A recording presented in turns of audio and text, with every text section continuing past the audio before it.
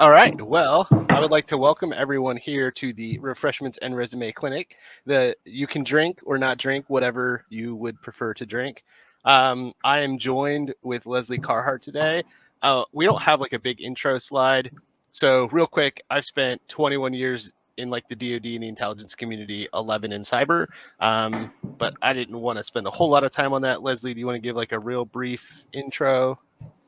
I don't know. I do stuff and things at Dragos. Let's see, some critical infrastructure stuff. I punch things, I shoot things, and I guess it's relevant that I'm a reservist. Okay. Nice. Cool. Which On branch? to the resumes. Which branch? Air Force. Air Okay. Force. I was in the Army. I made a mistake. Oh, I made still a like you. mistake. I still like you. I actually had a good friend join the Air Force based on our extensive conversations and my advice. Awesome. So this is everything I said that we were going to cover in the resume clinic today. So of the 217 slides, we'll get to everything. I really only want to spend 25 minutes on slides, though, honestly. Like, I want to try to get to questions that you have. There is a way for people to be invited onto stage at some point later as well during the sort of like the super interactive portions. But like, if you have questions as we go through this, please ask them. And I think the one rule today is like, there are no rules, right? That's really the rule about resumes is I don't think anybody agrees about everything when it comes to resumes. So I will try to monitor questions. I have both Discord and Hopin, but please use Hopin if you're listening right now. So that'll be the main way that we see questions. And there's a poll open as well.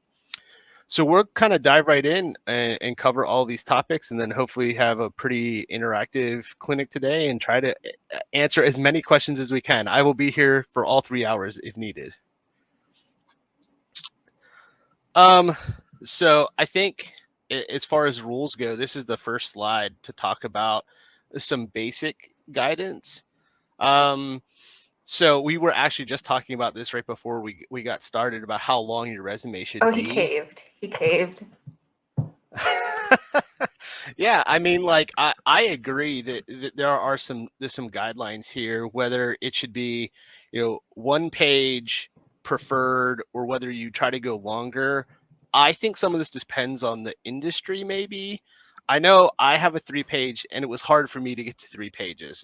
And I think that's a topic we'll cover in a couple other slides of taking stuff off the resume is often the hardest part. But if you are here, I think, as sort of like a newer person pivoting into cybersecurity, then you really want a short resume as possible if you're breaking into the field. Lesley, I don't know if you want to emphasize that point a little bit in particular. Yeah, so I interview a lot of people. I have for like the last 10 years for cybersecurity jobs, and a lot of them are junior people. And the unfortunate thing that means is I go through a lot of resumes for a single job. And man, like this is my dinner right now. It's a bag of Twix bars. Like this is my life now. It is 5:03 p.m. here, and I'm eating Twix bars for dinner. So I don't have time to read great detail, 5 pages of stuff on a resume. Like if I have 50 resumes ahead of me, I need to see pertinent details right away. I need to be able to start to sort and filter the resumes. And really, the resumes, as we'll talk about in this clinic, are like the deciding line between you getting to the next stage or not getting to the next stage. So it's really, really important to be concise and specific and, make the details that are important really apparent. And to piggyback on that comment a little bit, the resume gets you to the next phase, right? The resume hopefully gets you the callback. The resume is not getting you the job, right? So it doesn't have to be your Wikipedia entry of everything you've ever done since you were 7, right? We want to highlight relevant things for this position so someone will call you back about the job. We also have a couple other rules on here. Yes, there are rules. There's no rules, but there's rules. Guidelines, it's like the Army. Like we suggest, you don't drink at the firing range. And most of them exist because somebody set something on fire at one point, and it's the same with resumes. So let's tell you how other people screwed up really, really bad so you don't do it. Yeah. One of the big ones I've seen lately, and I think, Lesley, you've seen this as well, it sounds like, are these resumes that either have a photo of you or like look like you're applying for graphic designer resumes. No, we don't.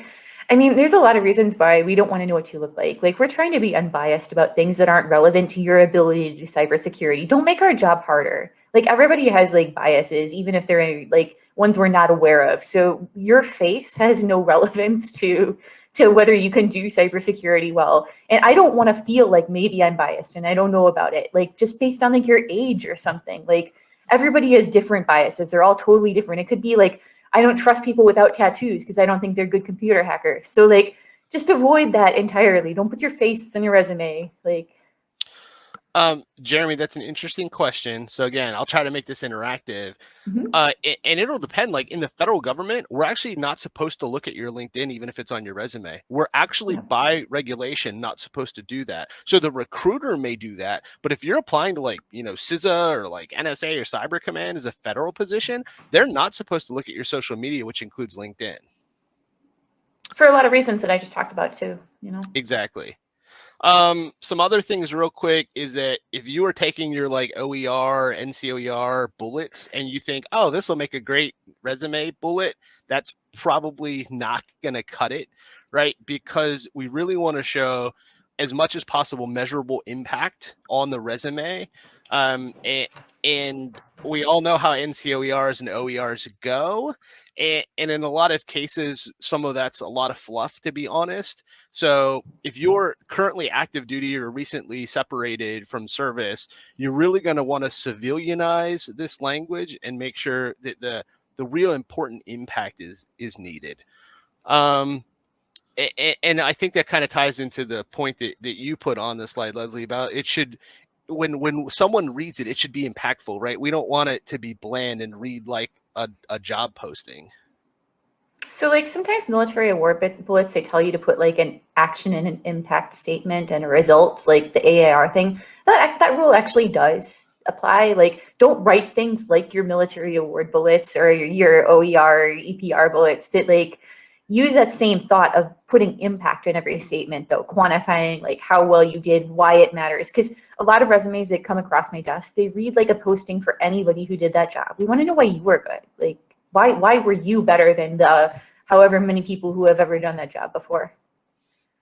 And we do have a question about how would you put like your projects on there? Like you can link to a blog, you could link to a GitHub if you're or contributing to some sort of GitHub project, right? So yes, your resume will still be to LinkedIn and you should have a professional photo on there for the recruiters, right? But I meant in that one particular instance, in order to try to ensure that some biases aren't carried over to hiring decisions, the federal government is not supposed to go look at your LinkedIn profile.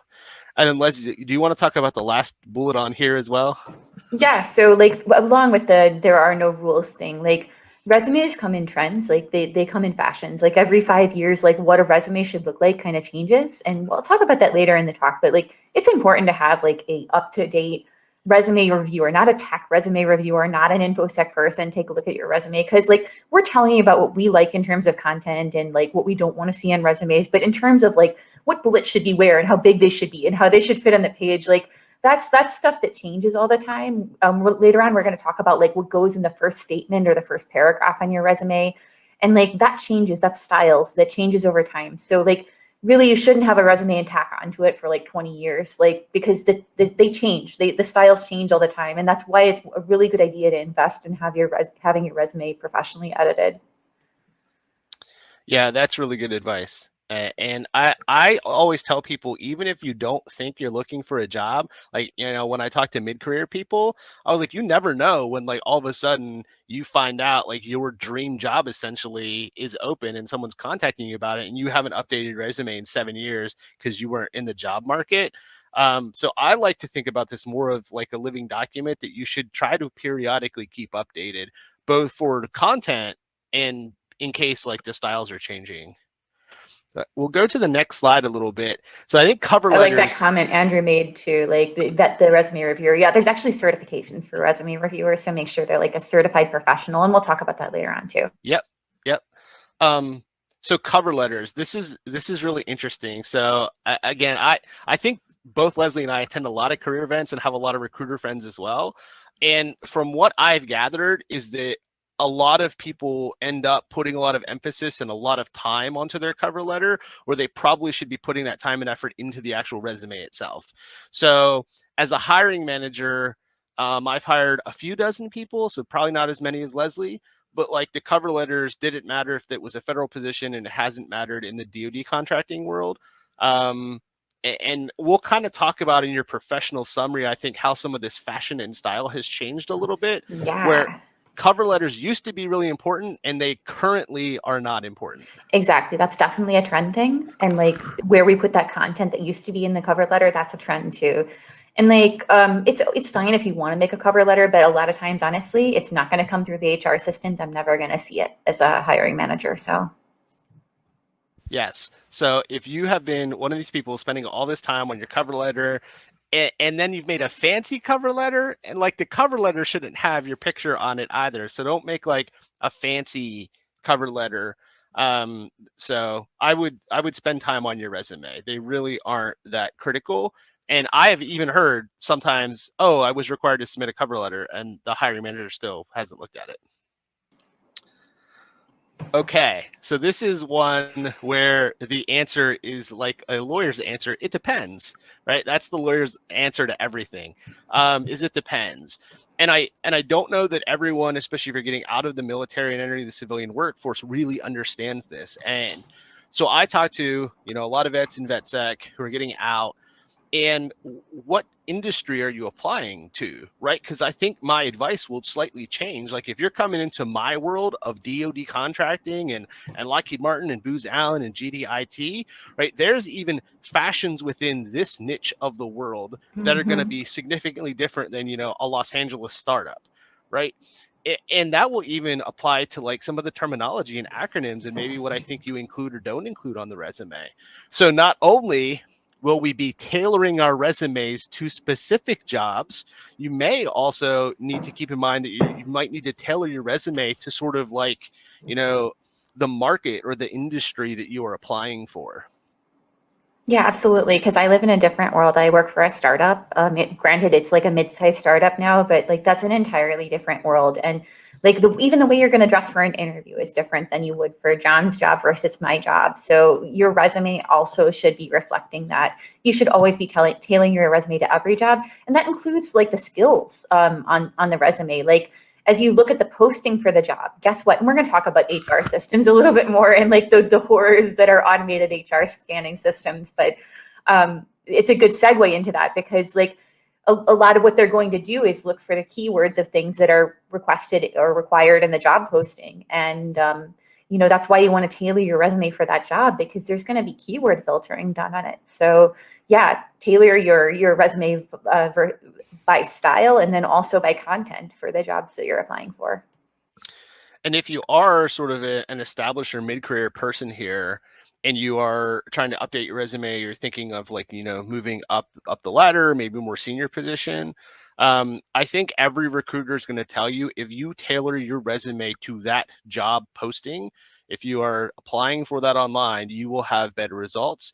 At some point at your seniority level, you probably will be getting those sorts of referrals based on your networking and connections, right? But I would still tell you to tailor the resume for that particular job, even if it is coming through your sort of your collective network, so to speak.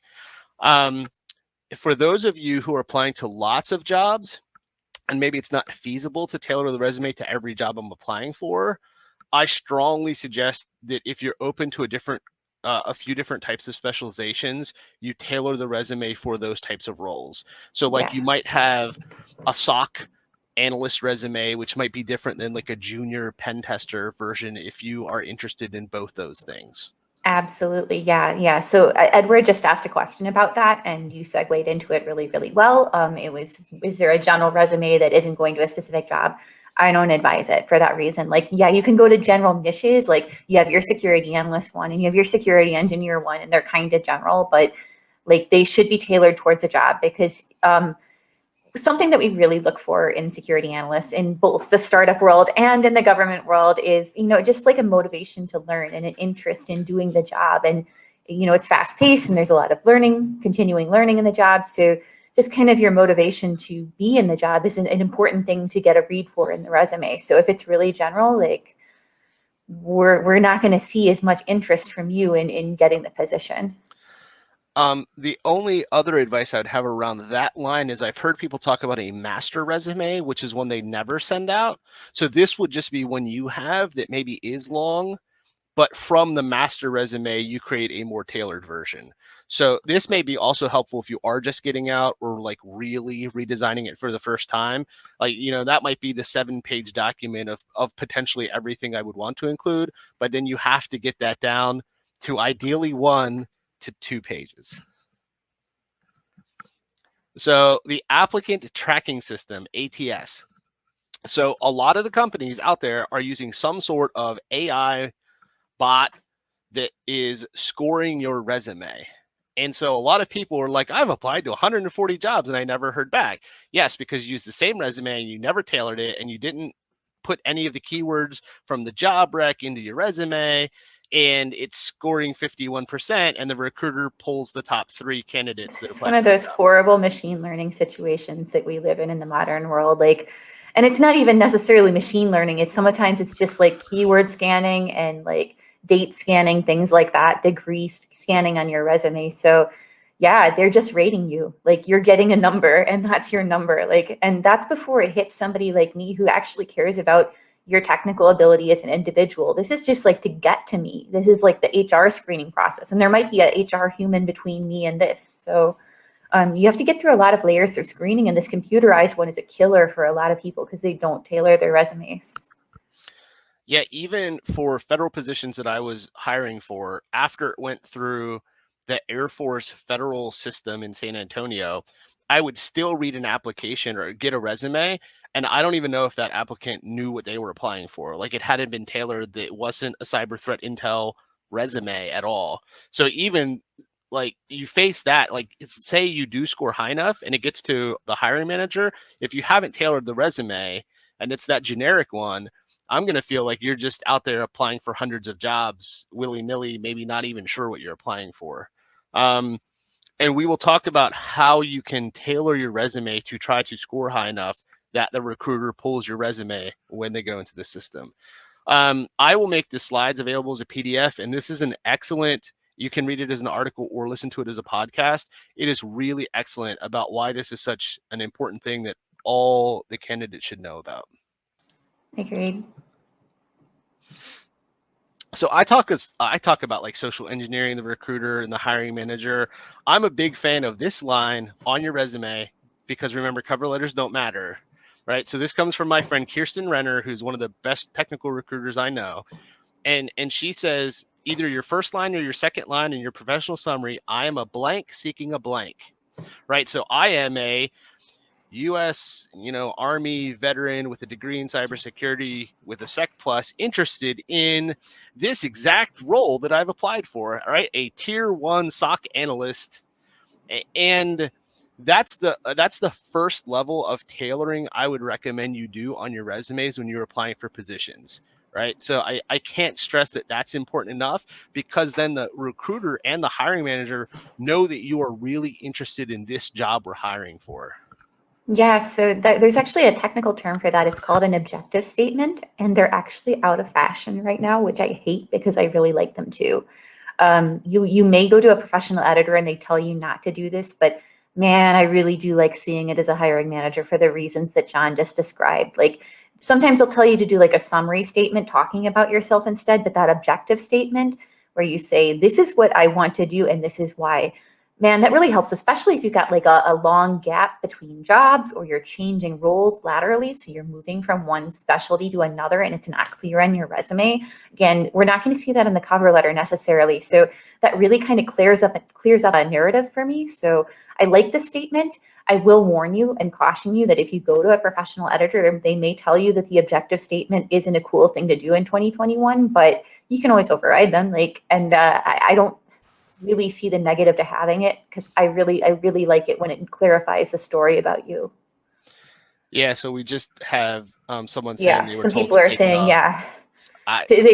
you will now because it's out of fashion right now. But I think John makes a very good argument for it, and I would agree with his argument for it, especially if it's not clear just based on your resume only what's going on and why it doesn't match up with what you're applying for. I think it's especially useful to perhaps many of you who are getting out of the military, or if you're pivoting into cybersecurity from another career. Like, I just helped someone who ran his own pool service, like pool cleaning service, and like became a pen tester. He just got hired. So like I thought it was particularly useful for him to sort of use this to help explain, like, this is why I'm pursuing cybersecurity. The other thing the summary is important for, and we don't really have this on the slide, but you hear this from hiring managers all the time, and Lesley talked about it, but she didn't use this term. Hiring managers are going to say, we want to hire someone who's passionate. They use this word passionate, right? Because there's so much continual learning and the field changes all the time, right? So your summary can also talk about and try to weave in why this is a field you care a lot about. And that should help to set your resume apart from maybe some of the other resumes. And then the last point on here is like from the job rec, using some exact terminology when it's factual on your resume. So for me, like I'm a cyber threat intel analyst, but if they say something about like, you know, knowledgeable about attribution using the diamond model, I might not have that exact phrase on my resume, right? So I can use that phrase, and that may help me score higher on the ATS so that the resume gets picked up. Right. So you get to that level of tailoring, especially if you're only applying for, if you're not applying for lots and lots of positions. Next slide, Lesley. You good? Yeah, let's roll. I was just answering a question about removing the entire summary. I don't love that, and I get a second opinion. Yeah, but I'm not in love with that either. Yeah. Okay, so I think a lot of people also struggle because we talk about, we want the resume to be easily scanned by the recruiter and the hiring manager, what you shouldn't include. And I face this all the time when I talk to people. I have a buddy right now, he wanted me to look at his resume. It's still 5 pages.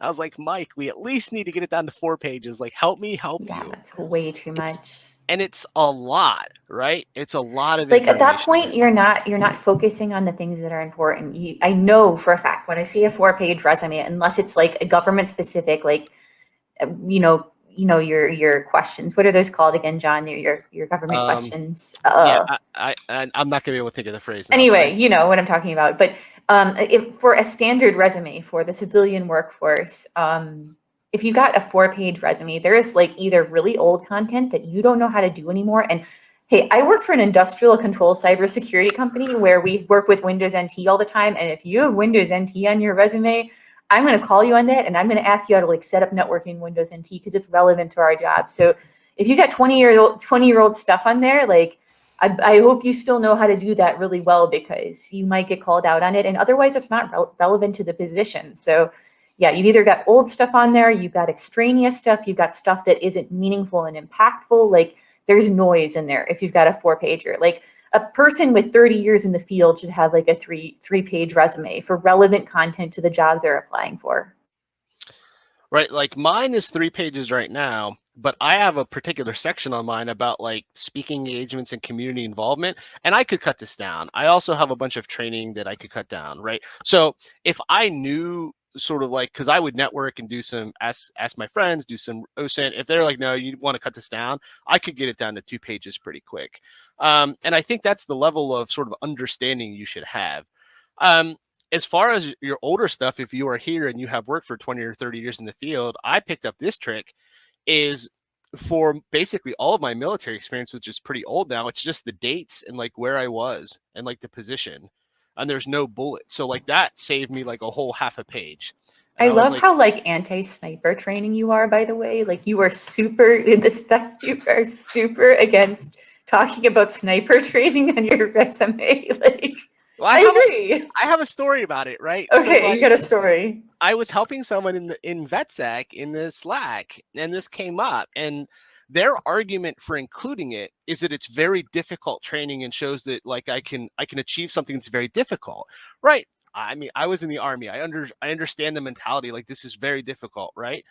But when you say you are a sniper, that implies a certain thing to civilians, right? Because what happens when a civilian reads, "You are a sniper, you have killed people," right? That is their first thought. And you just have to understand, like, when you include some things like, I mean, they're already gonna have that impression, but just by you being in the military, don't make it worse. Like, yeah, but it's not relevant. Yeah, I totally like. I love all your controversial stuff on this page. Like, anything remotely political, yeah, do not put that on your resume because again, implicit biases. You don't know who you're biasing in what direction. Like, why even mess with it? Same with religious stuff. Like, don't even mess with it. People ask about like charities with churches. Just be careful about how you talk about that. You know, if it's like a non-church affiliated organization, just focus on the volunteer work. Don't focus on the religious organization. Yeah, your military stuff, like we'll talk about that later, but like the award bullets, like, man, it's going to go two ways with award bullets. Either the person's going to have no idea what they are, or they are going to be a person like us who's like, you got that for just like staying in for 5 years. We like, why is that even on your resume? GWAT medal. Yeah. I've seen that on people's resumes. I'm like, are you freaking serious? Like, really? And then they're like, yeah, I was in Qatar. And I was like, great story. Yeah. Tell me more about. So, and this can vary too. And this is why there's no rules, right? Like, if you were applying, like back in the day, everybody will hate me. Like, I applied for some positions at Blackwater. They were hiring cybersecurity people, right? So in that case, you might want to include sniper training because I had to fill out like 2 pages of like weapon familiarization. I was very confused because I was applying for a cybersecurity position. I was like, I am not a gun person. I have heard of these guns in like video games. So, like, again, this is relative. Like, if you are applying for cybersecurity with, the Catholic diocese, then like include the religious stuff you do because now it's relevant. Applicable then. But yeah, if it's just going to bias people one way, negatively or positively, then just don't. You've got other things to talk about, right? And your face, your damn face. Nobody wants to see your photo. Do not put your photo on your resume. Oh my God. Stuff from we already talked about, old stuff like. Yeah, I mean, if you're applying for a job like the ones that I have where you have to know Windows NT, then yeah, definitely put old stuff on it. But like, don't just put stuff because you did it in 1998. Like, I don't remember what I did in 1998. I was pretty dumb then. So I know they did some computer stuff, but I'm not going to put it on my resume. And you have this point about emails. Like, I will tell you, when I get a resume and it's a Yahoo or AOL email and you're applying for a cybersecurity or threat intel position. Talking about biases, yeah, that's a way to super bias technical people. Have a Yahoo email, have an AOL. One of those other companies that's like considered obsolete tech. Like, oh my goodness, yeah. University emails too, like, it's appropriate when you're a new student right out of college applying for your first job. But if you're using it like 5 years later, it will definitely bias reviewers unless you're applying for like an academic job as like a PhD or something. Right. Kevin, don't put that stuff about AOL on your resume. All right, Lesley. Oh yeah, yes. So I think it's good to talk about the stuff you should put about the military on your resume. Like the stuff that I always see people forget, and I'm like, I want to strangle them because I'm like, why did you not talk about this? I see the one liner that you were in the Air Force for 9 years, and I see none of this on your resume. So yeah, Academy. So if you went to like NCO Academy or something, like there's an equivalent for every branch of service. Like, you learn that, and they teach you like project management and team dynamics and like how to manage people, things like that. And it's awesome, and people don't put it in their resumes. Same thing with officer professional. We're having trouble hearing you. You're coming in really broken for the last like 30 seconds. Sorry. But anyway, yeah. Make sure that you are including that stuff, no matter what branch of service you were in. Budget and contracts too, that's definitely applicable. But also word actually means something as opposed to not meaning something. That's really important too. Yeah, I'm not sure what's going on with your audio, Lesley. That was a little better, but it was still kind of broken. All right. Are we good on my audio still? Is it coming through okay? Normally Hoppin is pretty good. Okay. Yeah, so I mean, I think we've all made mistakes as well, and this is why like VetSec is so amazing. Like when I got out of the military, I had my awards on there. Like my resume was terrible. I have my resume, the oldest one I can find is 2013 still, because I never delete anything. And it was bad, and like it got progressively better over the years. But yeah, I mean, do like is it applicable to the job, right? And again, this is where there are no hard and fast rules like never say never, right? Because there's always going to be some exceptions. And so it's like, well, this one time I was told to include it, and okay, well, yeah, you were applying to the VA, so maybe it was more applicable there, right? um the one thing that I find as well as we talk about the military stuff is acronyms. But all right, we talk in acronym soup. I live in acronym soup in the DoD, in the intelligence community, in cybersecurity. I think might be the worst of all acronym worlds. But you know, if you are applying to civilian positions, they aren't going to understand any of the acronyms, like even the ones we all take really for granted, like battalion, company. So you really want to have an eye towards sort of like civilianizing this so that a non-military person can understand what it is you did. And I think we may talk about that again as well.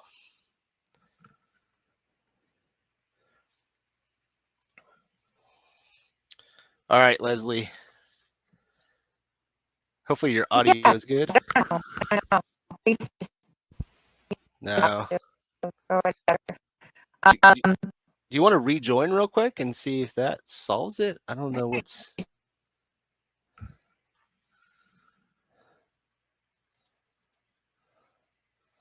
Yeah, we'll have her just try to rejoin real quick.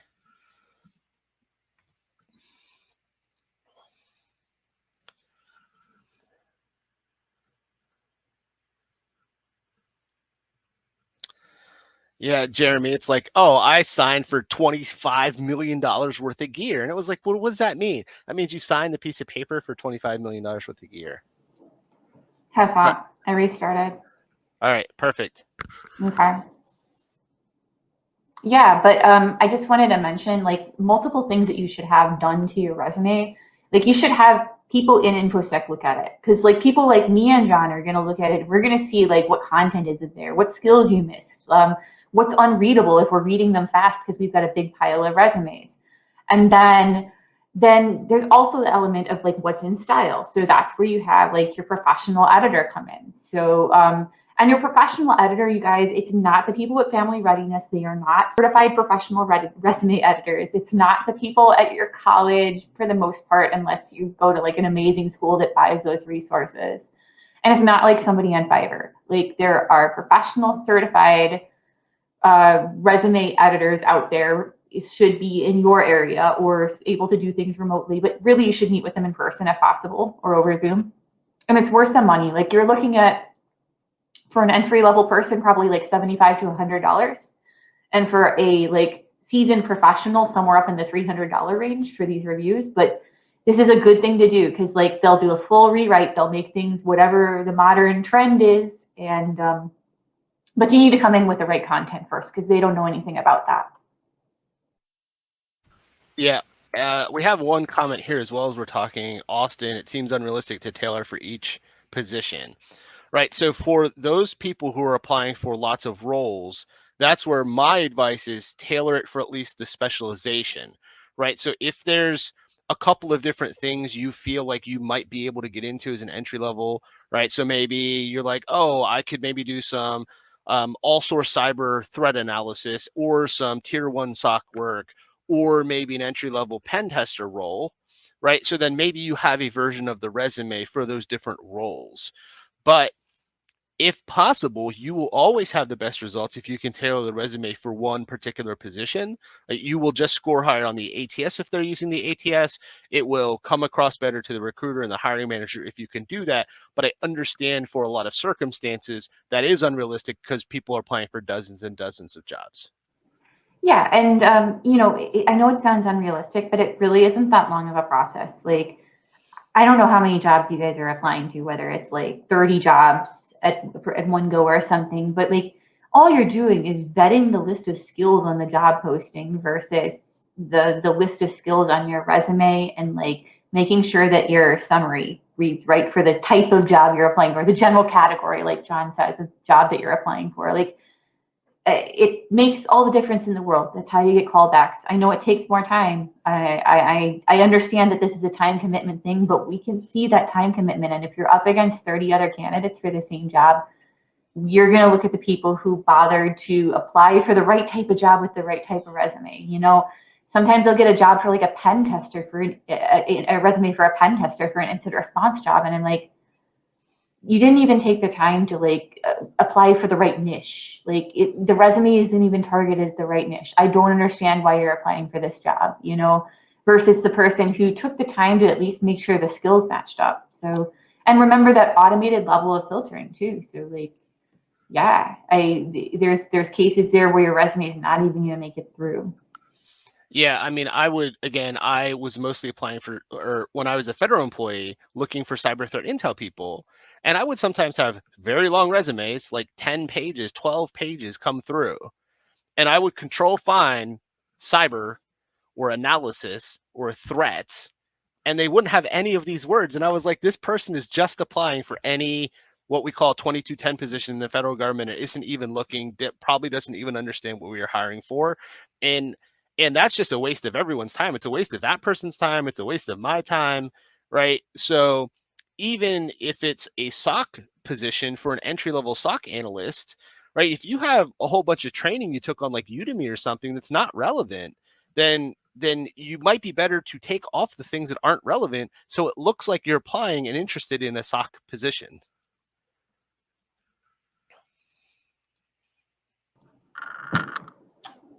All right, so that's pretty much it for the slides, to be honest. That meme about Dungeons and Dragons on your resume cracks me up, because literally I do tabletops for incident response that are Dungeons and Dragons. Like, I just had a customer be like, oh, wow, we're going to rate you like 11 out of 10 on our customer satisfaction survey for our tabletop. And like my coworker is like, she's just done Dungeons and Dragons for a really, really long time.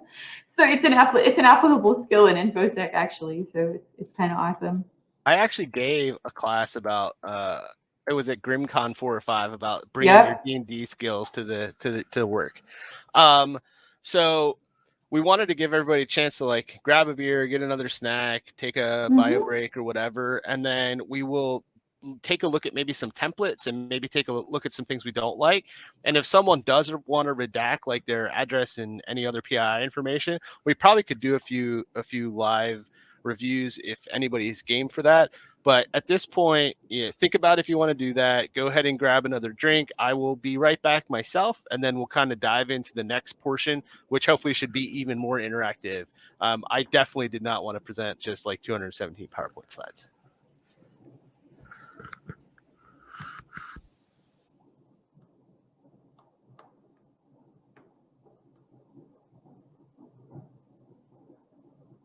Awesome. Oh, more questions. So would be putting training that relates to a job be okay to list on the resume? Yes, absolutely. Please put training that relates to your job on the resume. Absolutely. So yeah, you could have a certification section. You can also have a training section, an education section, volunteerism. There's a whole bunch of different things that you can put in your resume, especially if your resume is lean in work experience. Anyone moving from a different career that would be able to share their resume for review? I haven't written a cybersecurity resume yet. Yeah, I don't know. We'll see. If I attended a cybersecurity boot camp, would that be worth putting on the resume? Boot camps are fine, depending on the certification that it's for. There's some certifications that have been kind of devalued. Thank you, DoD. So you probably wouldn't want to put a boot camp for those unless it was specifically relevant to the position. Again, this is a good reason to have somebody who's a hiring manager in InfoSec take a peek. But really, you need to kind of bulk up your resume if this is your first civilian position in the field. Latoya, awesome. I'm moving from cybersecurity from air traffic and accepting help. Yeah, definitely. everybody wants to show us their resumes. If you're going to show us your resumes, then please redact like your phone number and anything that's, you know, sensitive personal information, because everybody's going to be seeing it, and I think this is recorded. So Yeah, it is being recorded. yeah, so just fair warning there. I'm putting another poll together too, just so we can get an idea of like what sorts of positions you're applying for.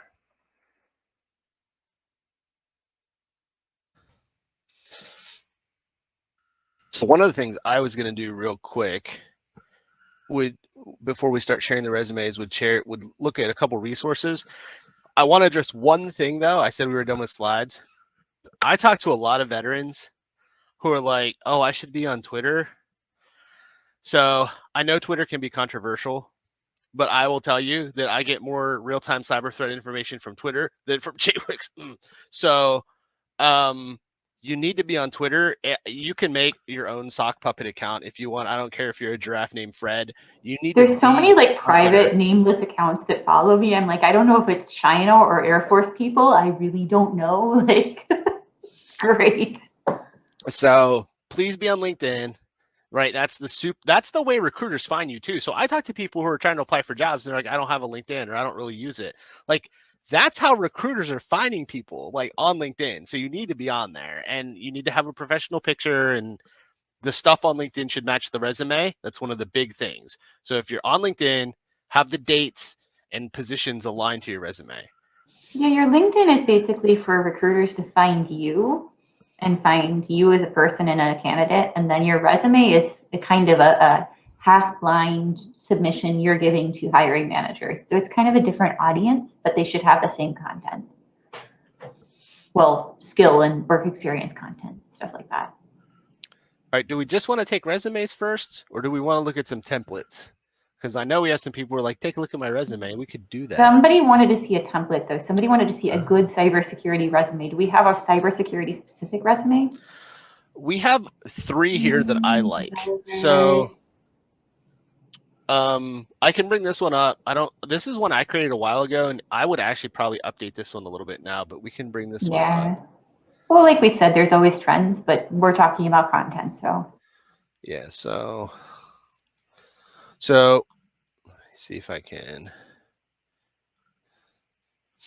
So the one thing I would change on this one would be this may not be being processed by an ATS very well because it's a table. So yeah, those formatting things are risky, especially because a lot of times the ATSs dump out a text file when they go to the hiring manager. They like email a text file, and if you've got like pretty tables and stuff, like it blows up and it's just like chaos words everywhere. Right. But this is one that I made because people like really seem to need one. But if you were going to use this one at this point, I would probably change this table, and I probably need to update this template. And I say this is for more of like a junior person or entry level, right? But you know, I am a blank seeking a blank. It's right there, right? Yeah, let's why they're linked in the deck, so I think all the links are going to be available. Oh yeah, I mean, all this is available. I will make the PDF. I already have the PDF, actually. I have the whole PDF. Hold on one second. I just uploaded it to my... Yeah, physical address is on your template too, and somebody was just talking about that in the chat. There's no reason to have that on your resume anymore unless a business specifically asks for it some reason.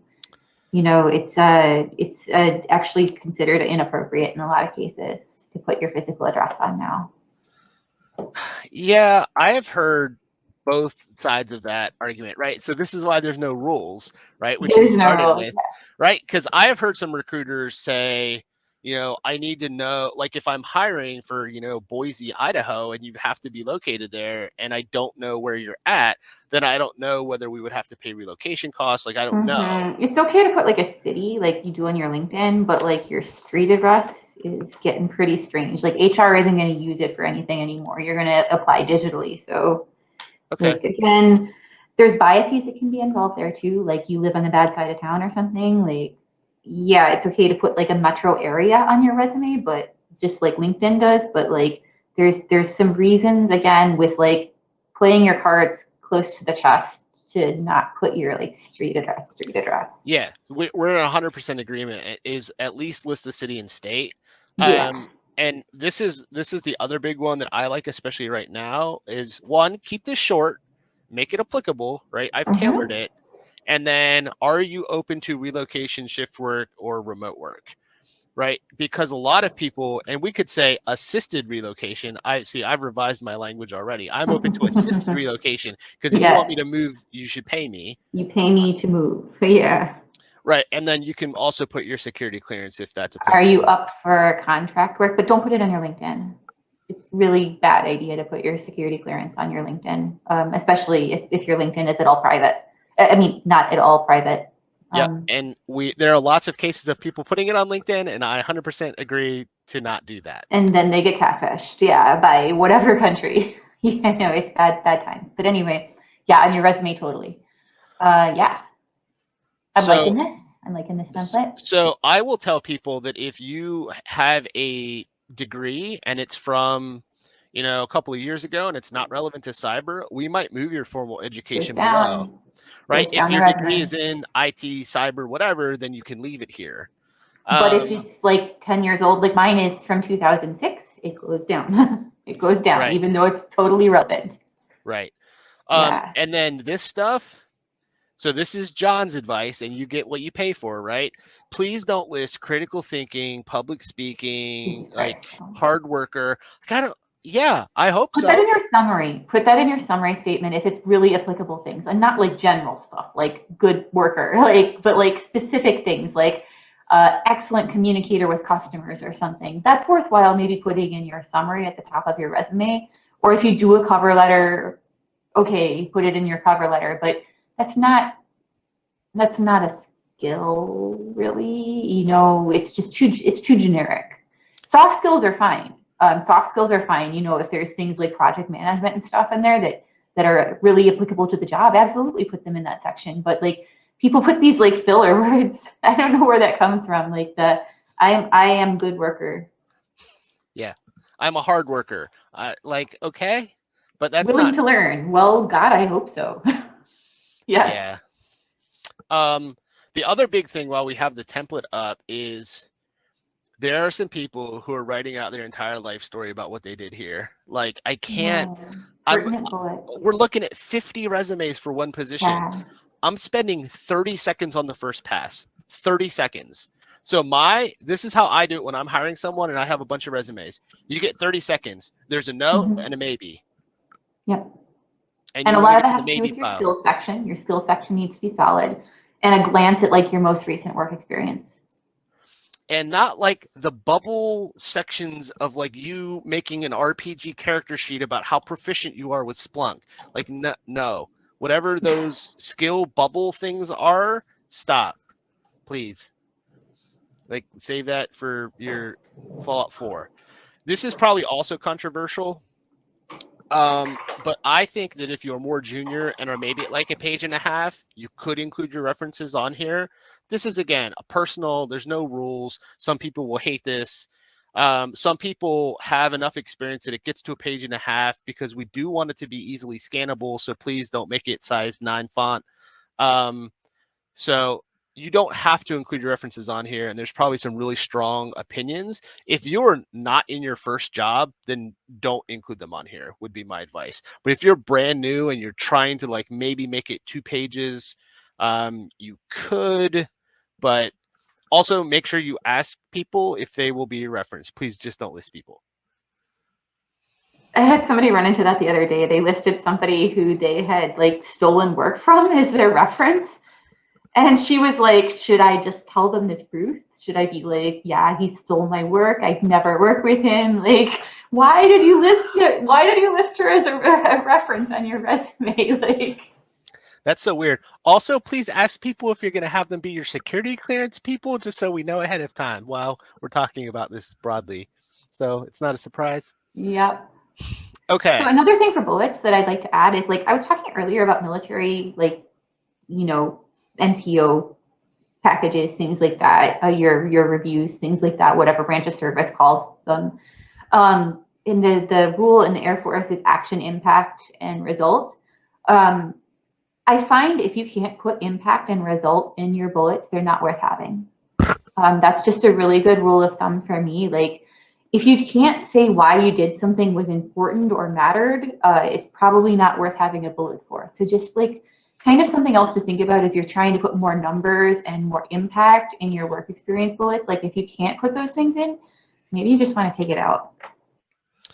Yeah, and this is where, like, when I work individually one-on-one with people, the first bullet I know, and maybe we'll disagree a little bit here. I kind of want to know, like, what did you do? What were you responsible for at this position, right? Because I don't know. Scope it down. How Right? big is the company? How big is the organization? What did you do? But numbers again, like Numbers. And like, if it's a company, like this just happened to me, as I was talking to somebody, and they're like, I was like, what kind of like size network are we talking about? Blah blah. And they're like, oh, it's a Fortune 50 company.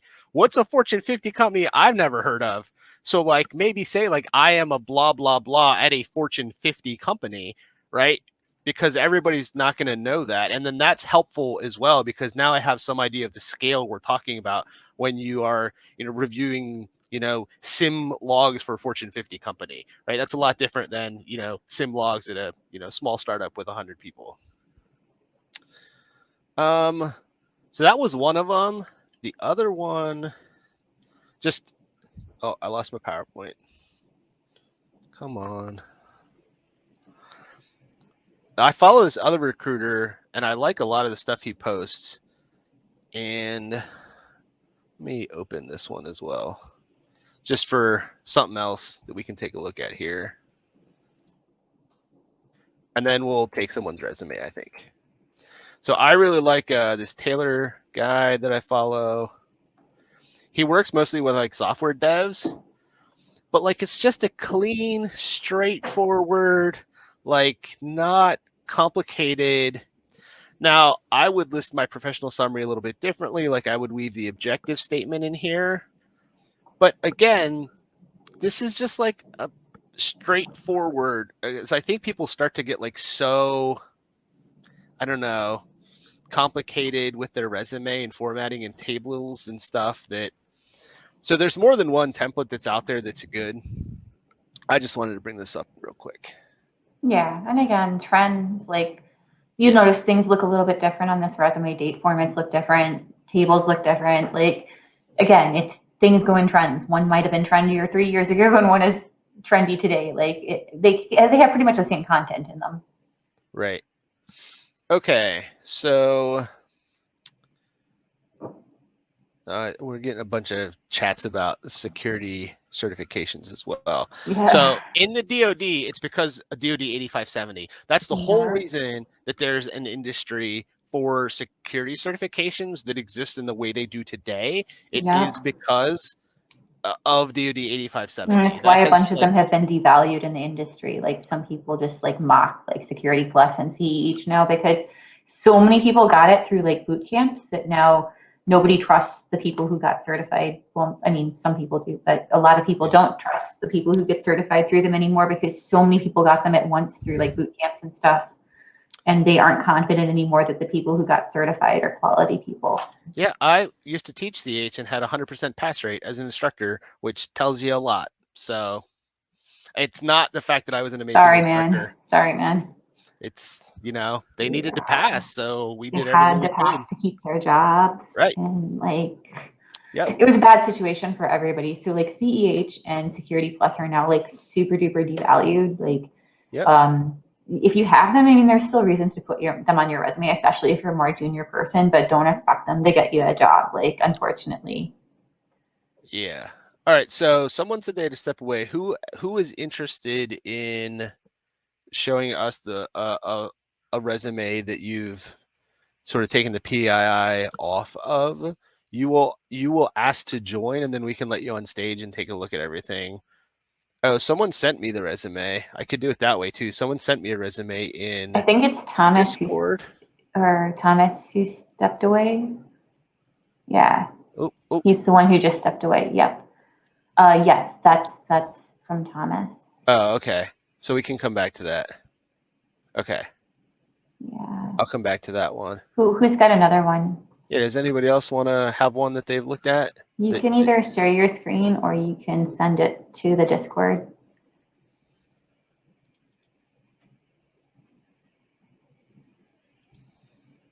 Everybody was volunteering before. No, nobody wants to share it. Like they're like, oh, the pressure's on. Yeah, it's funny. All right, I'm gonna pull up some bad resume examples while we wait. Unless someone Awesome. sent me a resume. Okay, great. All right, Tom Marsland. Oh, Tom. Tom's resume is probably really good, but let's take a look. Tom is a old hat at this, old hand at this. He's a pro. Okay. Okay. All right. Go full screen. Make Come big, on. make big. My eyes are Yeah, old and tired. yeah. All right. Can everybody see All this? right. Okay. So this is a summary resume. So this is a very fashionable resume right now. Tom, did you go to a editor at some point? Or did you use a template or something? Ah, from VetSec. Awesome. VetSec. Huh. Anyway, yeah, so the summary thing is like the trendy thing right now. Although a lot of people will tell you to more bulletize it instead of making it a paragraph. With a bachelor's in information technology, security.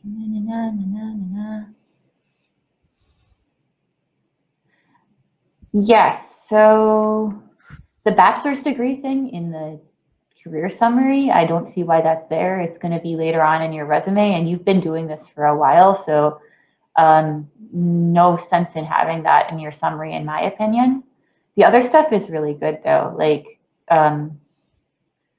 yeah, numerous certifications. Again, okay, we're going to see that later on in your resume. It's kind of redundant, but pursuing a master's degree, that's interesting. And then your volunteer work, that's awesome. Competitor in CTFs, yeah, that's all real good stuff. Like, definitely include your placement in CTFs, so your participation in volunteer organizations that are related to infosec, conferences, etc. That's awesome. A lot of good stuff there. Again, kind of a little bit more trendy right now would be to kind of bulletize that out a little bit instead of just making it a paragraph, but there's a lot of good content there. He also talks about his availability, like you said, John. Like, so what jobs is he willing to take? Clearance and the general geographic area. Yeah, that's all really Kevin good. wants to know, does it matter if you put CTFs in your resume? In my opinion, if you're a more junior person and you need resume filler, absolutely. And I would put it if you place high. Don't put it like I played a CTF once, like just like if you got a reasonable place, not first place, not second place, not third place, but like if there's 100 people, if you place like 20 and up, it's worth talking about. Like you did a good job on the CTF. So on that point, Lesley, is if you're a junior especially and you're trying to like show, right, because I can't get a job because I don't have experience, right? You're trying to break through, right? I'm a big fan of trying to put the things that you are trying to do like under like professional cybersecurity activities, right? And that's one of the things, because your resume will start to stand out for people who aren't, you know, attending DEF CONs and attending VetSecs or doing CTFs.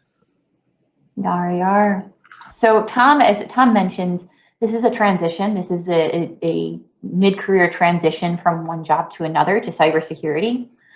So you'll notice that the education section is high up in the resume because, again, we want to present that new education in cybersecurity and the bachelor's degree in that subject as well.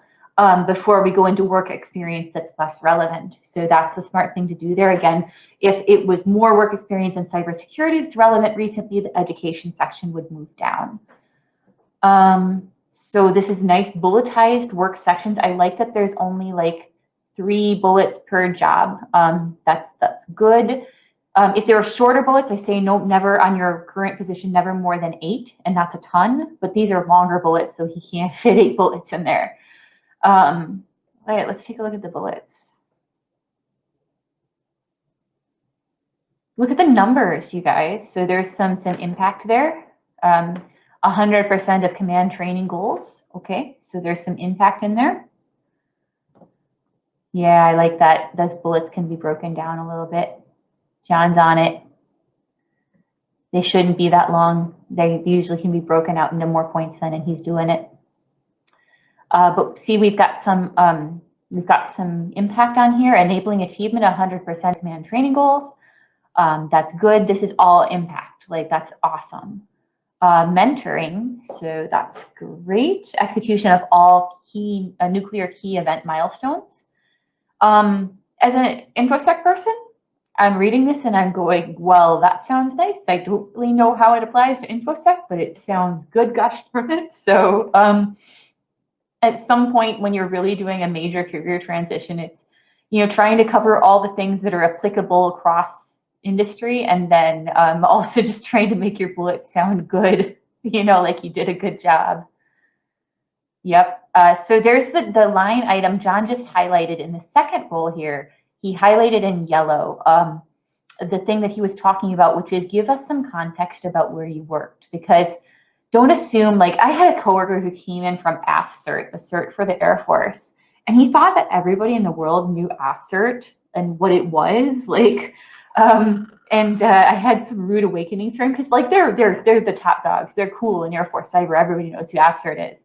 But he had the rude awakening in the civilian workforce that nobody knew what AFCERT was, or how big it was, or what it did. So again, context, context, context.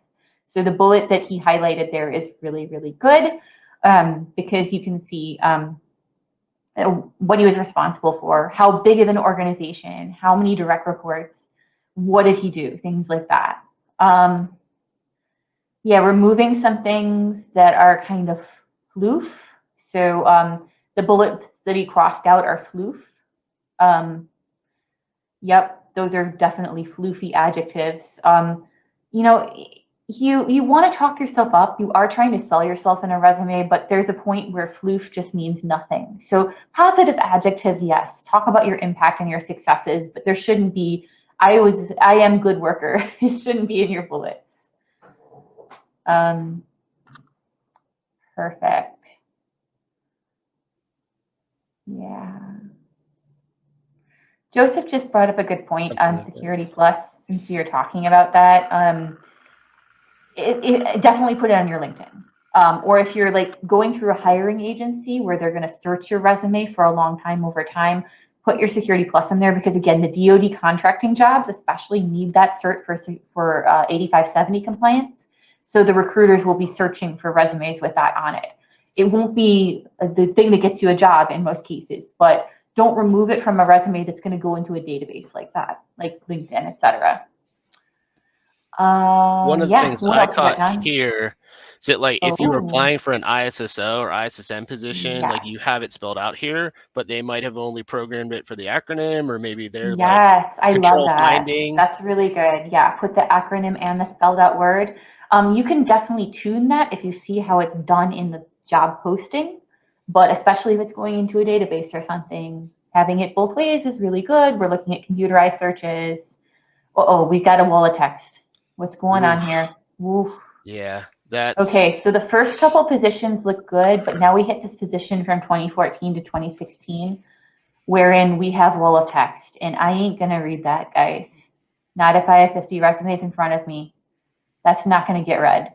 I need these bullets to be shorter, more concise. Again, action, impact, results. What did you do? Like, so let's see. The first bullet there is pretty good. It's talking about, again, the context of where you worked, but these bullets are, there's too many of them, first of all, from a position from 2016. Way too many bullets. And second of all, they're too long. Yep, and he's just wiping stuff out here. Just too much here.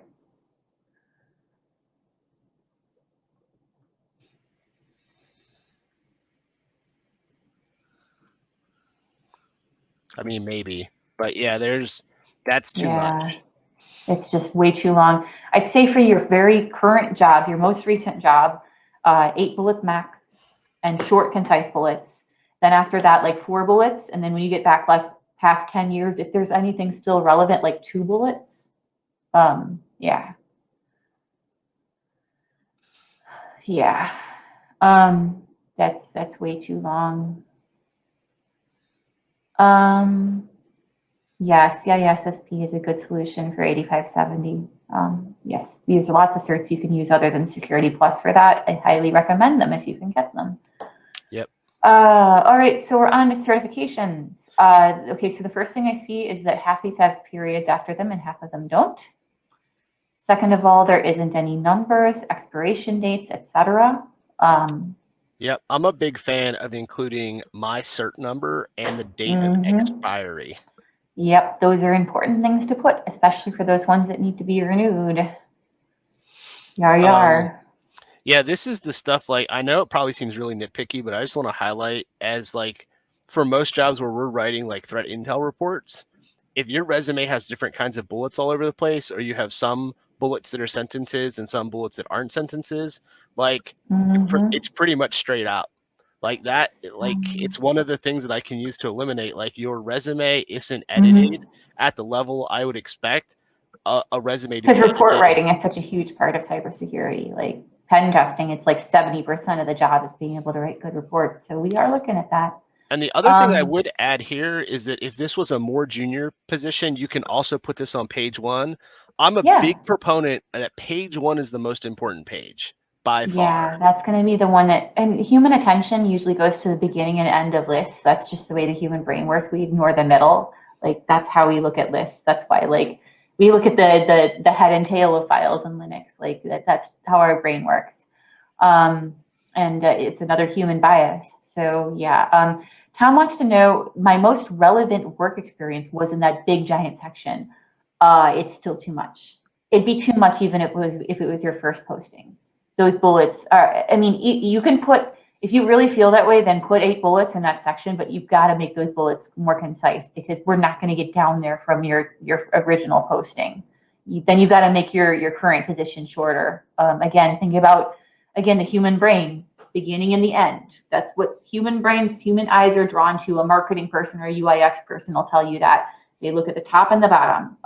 So the stuff in the middle, if it's a big wall of text like that, it's not going to get read. So additional, you got projects. Yeah, projects are good. Community participation in projects, that's good stuff. Home lab. Tom, you're a little far in your career to be talking about a home lab. Even with the limited time you spent in cybersecurity, you've got several good years in cybersecurity, at least part-time. That's really entry-level stuff, but your volunteer work, your projects is great. Your site is great. That's definitely wonderful. Streaming, yeah, don't put that on there. That's entry-level stuff too. Yeah, I think that this is a pretty good base, and most of what we're saying on this particular one is less is more. Yeah, woodworking and paper training. Let's take a look at the skills. Skills, okay. Sorry. Yeah, skills are an important section. Skills are a really important section. So I like how this is broken out. So languages, I'd specify programming or scripting languages, because these are going by HR people, but yes, I mean, people will figure that out. Kali, all the tools you know in Kali, like, okay. I mean, again, tune this for the job posting you're going after. There's an assumption when you talk about Kali that a lot of these tools, other than like the big names like Metasploit and Burp Suite and Wireshark, you're going to know how to use. But that's kind of a long list. Sysinternals, PowerShell. PowerShell would kind of fall under your scripting languages. Registry. Yeah, what part of the registry? Registry forensics, registry modifications, registry troubleshooting. Virtualization, ESXi, VMware what? There's like 85,000 flavors of VMware. Wedding registry. Yeah. Standards. Oh, that's an interesting one. How would you handle standards, John? I would list specifically. There's like a bajillion T. So if you need like 800-53, list 800-53. But I would only list them if it's in the job rec that, like, you need to be familiar with CMMI or DoD 8570 or whatever the very specific one was. Like, if it's a cyber threat intel and it's like, you need to know MITRE attack framework, then you can put MITRE attack framework. Yeah. All right. So, Tom, Not bad. Let me talk about some good things. Oh, Good okay. things here. Good things to Yeah. call out here. It's none of it is in first person. Good job. I didn't see a lot of typos. There's the periods, but there's not like a lot of typos going on here. The format looks clean and nice. It's going to translate to text well. And overall, like there's a good focus on writing this to sell a information security person who's transitioning from a different field. So there's a lot of good stuff here. We tore it to pieces, but this is a pretty good resume. I actually agree. And what I tell people for a resume like this, I was like, look, it's a B+, but like you can get it to an A+, like either with like a paid professional editor that Lesley's talked about, and or by going to these sorts of clinics and having someone in the industry then also work with it. I know we have some other people here. I'm not going to save this, Tom, so you just have to watch this on replay. We have a couple of different people in here. I have one from Genevieve. Is Genevieve here?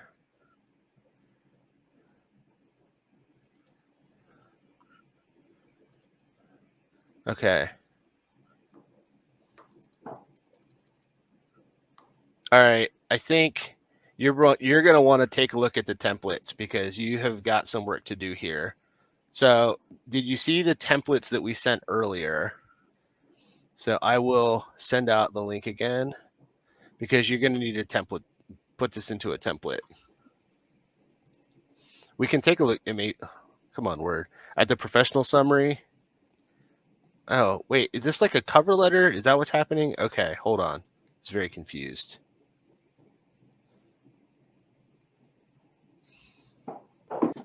Yeah, this is an interesting format, and I'm not in love with it at first glance. Yeah, this is definitely kind of an obsolete format.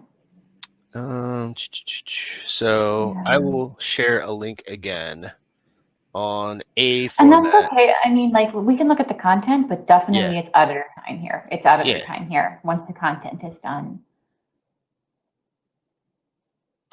Sorry, I was trying to. If you have the this link, section at the top is too long. It should be like 2 sentences. I'm gonna repost the PDF. Yep. Because my PDF has a couple of different links in it. So yeah, but Mac OS can't run VMs anymore, so he can't have a Mac. Can you scroll down so I can start looking at the next part? Sorry. Well, you're doing linky things. Okay. All right. So this is again, I assume when I see education at the top that we have somebody who's new to cybersecurity. So we have a cybersecurity information technology degree and a cybersecurity certification that's recent. So the read to me on this resume right now is this is an entry-level person based on the 2 things that I just saw at the top. Software technical competencies. Office, okay, that reads as entry-level. It's not necessarily bad, but it reads as entry-level. Metasploit and map. OS forensics. OS forensics is a whole field. So I'm a forensics person as a professional, and I have a lot of questions seeing OS forensics, like memory forensics, registry forensics, hard drive partition forensics, e-discovery. That's a huge, broad field. Wireshark, okay. Linux, what distros? So there's not a lot of specificity here. Networking, again, this is incredibly general. It's okay to have these high-level terms, but these are not specific enough for a technical hiring manager. LAN is, again, a field in itself. That's a whole degree in network engineering, same with WAN. VPN, concentrators, clients, troubleshooting. I'm left with more questions here than answers. Yeah, I think the same thing here as well. And this could be a situation, I'm trying to keep an eye on chat as well, is, where you haven't tailored a resume. And I know we've had a couple of people, Austin was like, it takes so much time.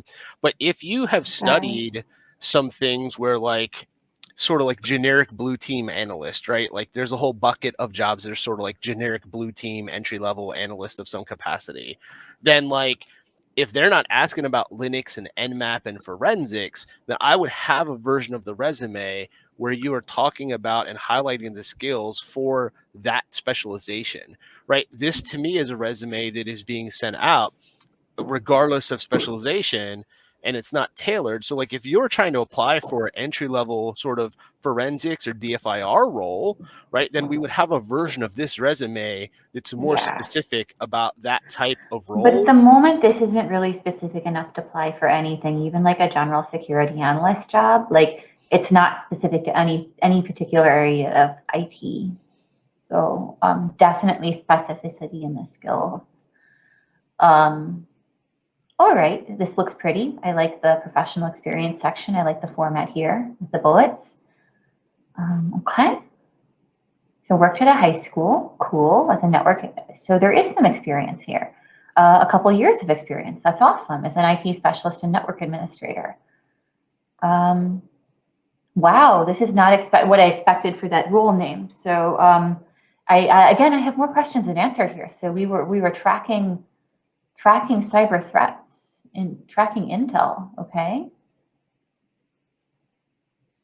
How did that work? Maintained Active Directory, ran a SIM. So there is some security analyst work in this network administrator job. Also desktop management. It sounds kind of like a jack of all trades job where they did some security and some IT networking, some PC help desk type stuff. Configured and integrated hardware. We have a number here. That's good. Mm-hmm. But it's very, very general. There's not specifics here that I'd hope to see about tools or about applications used, about specific projects. It's very, very general. And this is where I think it's odd, the format here being on page 1, but regardless of that, the format has more specificity up there than it does in the actual resume. But this is where that objective statement would be helpful, perhaps. It would be helpful, yeah. Again, I understand that it's not trendy anymore, but it would really help. Like, what's going on here? Right. Yeah. Hopefully, the reason that we want the objective statement is pretty clear, especially in this case, because because you have some experience with what sounds like a really broad set of, like, are you pivoting more into the cybersecurity field? Like, I am looking to grow my experience in an entry-level DFIR role, right? That phrasing would help the hiring manager understand, oh, this is a person with a bunch of experience and is looking to go into this niche. So there's the Army experience. Okay, so quite some time in the Army, actually, 9 years. So it wasn't IT specific, but we have some inventory management. We have managing people, scheduling. That's the right stuff to be talking about. 4 bullets might be a little bit much for something from 2005, but that's the right kind of stuff to have in this. The volunteer experience, however, that can be expanded upon. Social media threat hunter. Tell me more about that. That seems very relevant to cybersecurity. Well, treat it like a job role. What did you do? What did you accomplish? That's a great point, Lesley. Is I think for someone that's trying to beef up your resume, like, you can have this as a section, right? You can have under professional experience, whatever this was. So like, I know about it, even if it's only 2 bullets, like, it can say volunteer date to date, and then you can list that. So obviously that's not something you would do if you probably had like 20 years of relevant experience. But yeah, this makes me want to talk to you depending on the type of job that I'm hiring for, right? If it's applicable. Okay. Yeah. I think there's ways to beef this resume up. It ends up being really 2 pages about, right? Yeah. So I think 2 pages is, yeah, it's okay. I mean, I try to get it down to 1, but 2 is all right. Definitely needs to see an editor. But more important than the editor reformatting thing here is the content here. The content isn't detailed enough. Again, left with more questions than answered about the work experience, about the skills, the technologies that they've worked with. So Yeah, I mean, it's a good start, but there's a lot. You need to talk to a mentor in cybersecurity about where you want to go, and then you need to go see a resume editor. All right. Thank you for sharing this. And I'm sure as we talk through everyone individual's resumes, hopefully everybody is taking a lot out of all of this as well. So we I am going have, to have to leave soon. I'm sorry. okay, that's But- okay. We have Andrew Healy sent me a resume as well. Okay, Andrew. Another nice format. Oh, That looks good. let me zoom out just a little bit. Ooh. All right. Can everybody see that?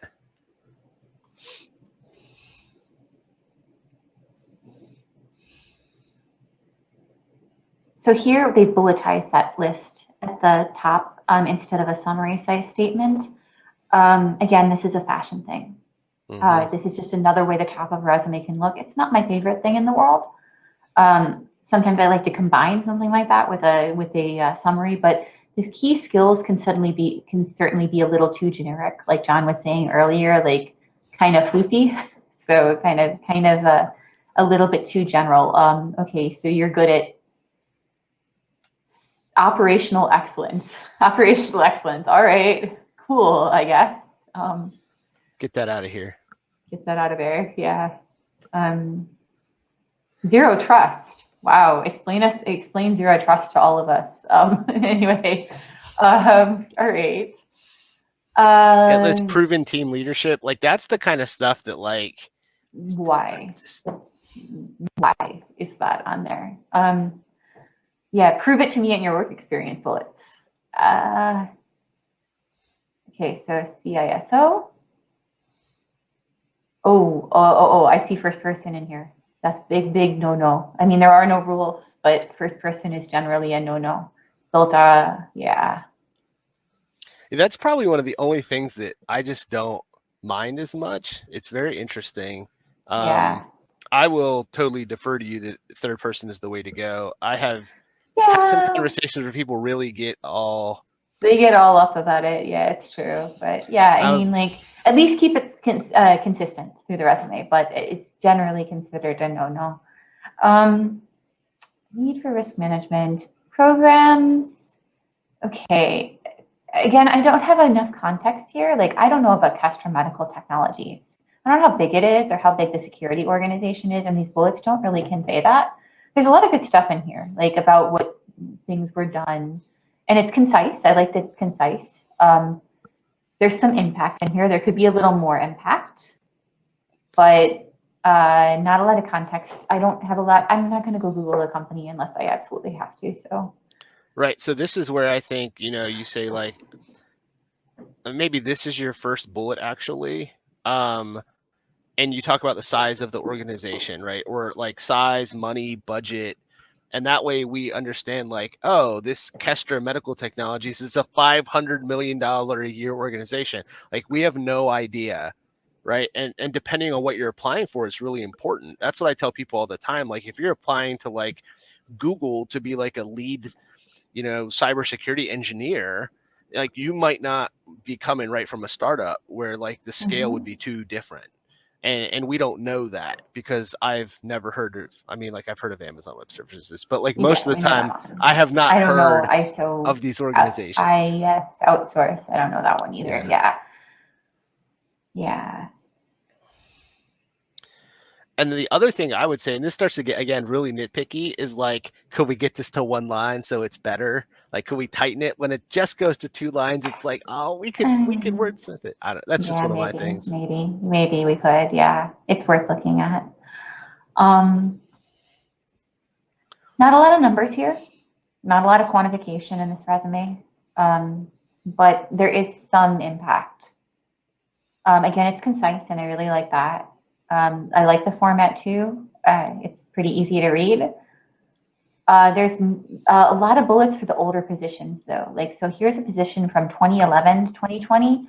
That's pretty recent. So I can see why there's 4 bullets there. Let's see the position before that. How many bullets are there for the position from 2006 to 2011? There's 4 there. That's too many for a position that you did in 2011. That was 10 years ago. But this is the kind of stuff we're talking about, though. So that's a really good bullet, though. That's a really good bullet. And you spelled out Izzo. Yeah. And then the 2001 to 2006, yes, definitely 2 bullets there. Military service, they're a reservist. I like that they talk about leadership. Communications chief, okay. I mean, a little more context would be good there. And again, you're assuming people know what that is. Received numerous awards for technical and leadership excellence. Like, okay, tell us something, you know? Tell us a meaningful story there. Education is down on this resume because this is a much more senior person. This is a CISO, so that's exactly correct. The education system is under work experience, even though the degree is fairly recent, but still it's overshadowed by the tremendous amount of cybersecurity experience. Industry certifications. Okay, so they've actually got dates on here. That's good. And they not only have the acronym, they also spell it out because you don't know how the ATS is configured. This is smart. The certification section here is really, really good. The only thing I might add is the number of the certification for like the CISSP.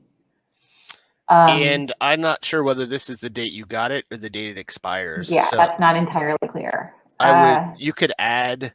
I think that's maybe when they got it. I don't know. I would assume so. Yeah, that's not clear. Affiliations and volunteering. I'd make that 2 separate sections, but I think it's just to save pages that it's not broken out here. But volunteering, again, you should be putting a little bit of work experience out there for what you did if it's relevant to cybersecurity. You know, maybe a bullet explaining what you did, why it matters. And then the other stuff can just be public speakers, Northwestern. You don't need to talk about Toastmasters, but not for someone of this seniority. Not for a CISO, yeah. Pro HackerOn, Hack the Box, that's a little bit obscure and technical for a CISO. I would put it on an entry-level resume. And active conference and seminar speaker, you should be listing talks. If you're doing talks, if you're doing speaking, especially as a CISO, as a management executive level person, you should be listing some talks probably because those reflect very well on your public speaking experience and your relation to your direct reports and to your organization. Yeah. So I'm surprised that that's not broken out more.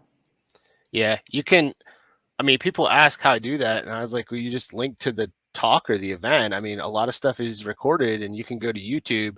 And this is an interesting one for this level of position. You probably are very selectively applying, right? So this is the opposite end of the spectrum, I would suspect. So if you know the people in the organization that you're applying for, right, and they want someone like, you know, you're going to be giving presentations, like that could even be something that maybe gets on page 1 then if you've like been recently featured at a conference where you gave a presentation or a talk. Okay, so I know we have a couple other people. Lesley, I don't know if this is the last one you have time for today, but I will keep going. Yeah, it's the last one I have time for, but thank you very much for having me. It's been a lot of fun. And yeah, thanks for letting me participate in this. I hope that people have gotten some things out of this. Yeah, I definitely think so. Well, thank you so much for volunteering. And thanks everybody for sharing your resumes. Yeah. Have a great night, everybody. All right, thanks. All right, I have Yemi. I don't know if I'm pronouncing that name correctly. I apologize if that is not correct. Hopefully, oh, it's Tim Riley. Timmy, are you with us, Timmy? If somebody wants to jump on chat while I'm doing their resume, I will allow them. You have to ask to join the chat, though. If you don't want to do that, that is fine. But now I'm just like talking to myself. So if you want to jump in, you should have an option to try to join the channel, and then I can add you. So Timmy Riley, if you're here, oh, you changed the name or who? Okay, so this is not real. This is not a real person. So we're deleting stuff. It's not. What does that mean? Someone tell me, what does this mean? Employee retention, words on resume, sniper training. So I'm trying to be entertaining as well. But like when you're a hiring manager and you see this, right? Like I initiated stop loss. I had 0 personnel leave my unit that I was responsible for. Like this doesn't tell me anything. Like cyber risk management, and then you also have cybersecurity risk manager, which are the same thing. Those are the same words. Where's my camera? Which camera is active, right? So those are the same things. I'll tell you right now, I'm done looking at your resume. That's it. That's how far you made it. If I'm the hiring manager, you apply for this position. I made it here, and you went to the no pile. So I hate to like try to break it down at that level, but I made it here, and you went to the no pile. So I know that there's like everybody must be getting different advice about not having the summary.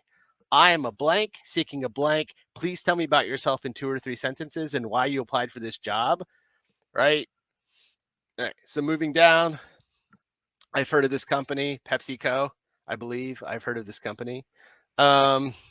This first bullet is not enough. So I always tell people the first bullet was, as the blah, blah, blah, whatever job I had, I was a blah, blah, blah. I was responsible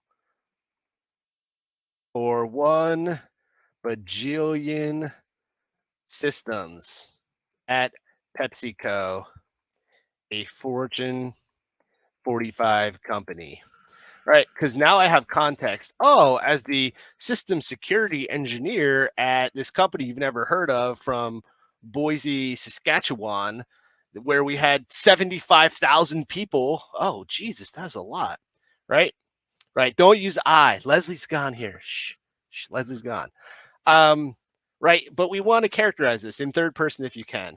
You're right. Like, was responsible for, right? As a blah, blah, blah, was responsible for, coordinated, oversaw, led. That's the kind of stuff, right? So because that then gives me context on like, what did you do? What work I do here at this company, right? And now I have some characterization of it. Like this is actually like a pretty good one. I don't have any metrics, so I don't know if you did like 1 tabletop once upon a time, like 14 quarters ago, right?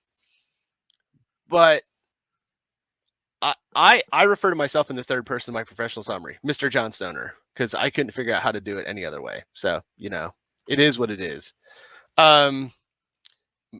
Matured how? Through risk appetite. Risk appetite. We had delicious tabletops.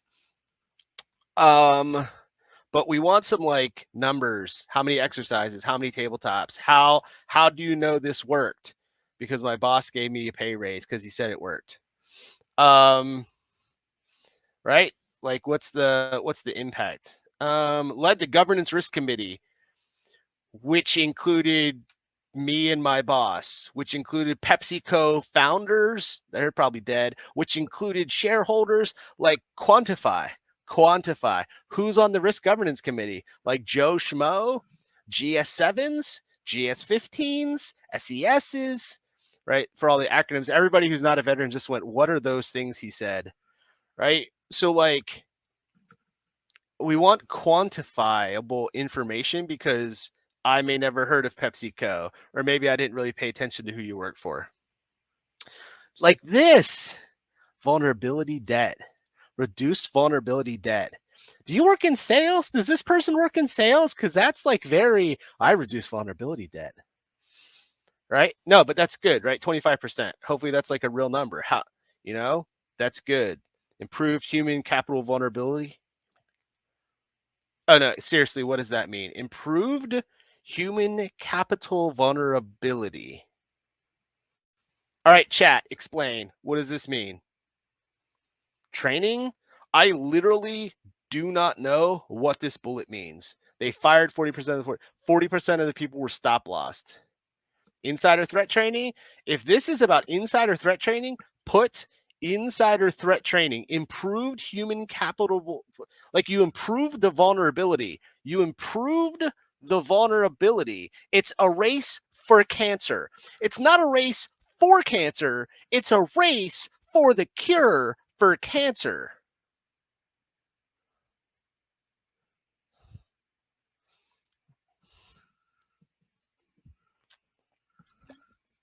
All right.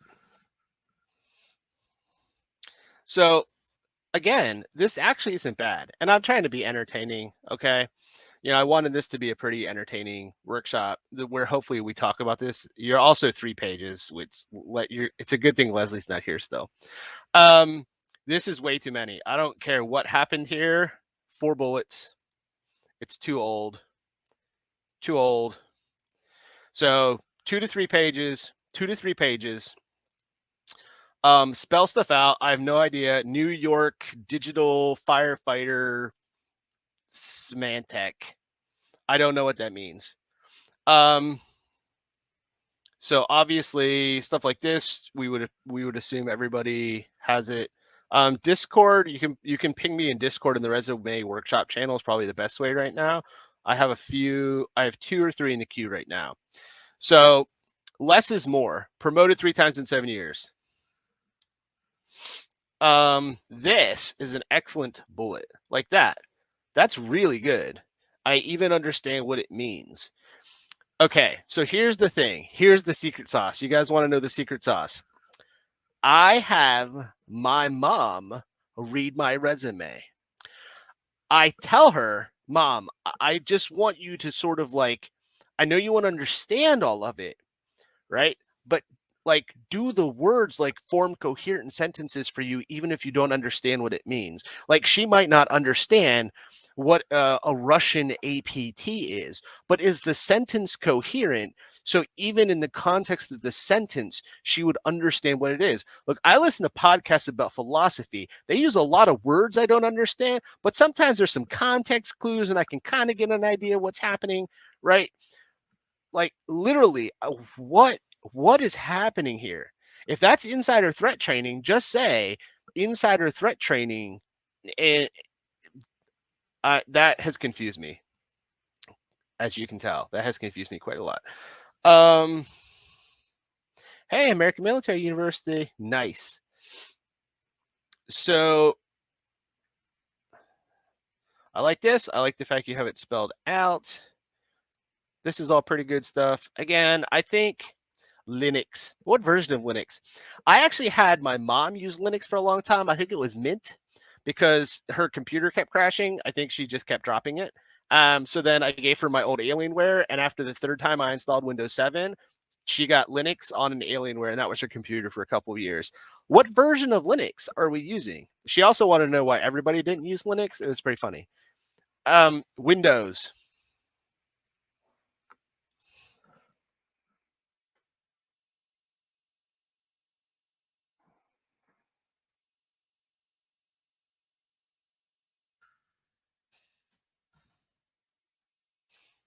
All right, next. Thank you for sharing. There are a lot of resume clinics out there where you will get paired with people like myself and Lesley and other people. David Bianco. I got to talk to David Bianco. If you don't know who he is, that's fine.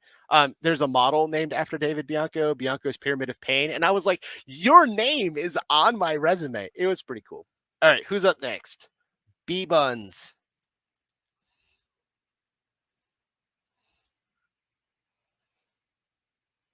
Oh, Thomas, you're back. Okay, let's go backwards in time in the hot tub time machine to look at Thomas's. All right. No, we already did this one. Were you not here, Tom? Is this not the right one? Did I miss one? This is not it. Oh, okay. Wrong one. Tom.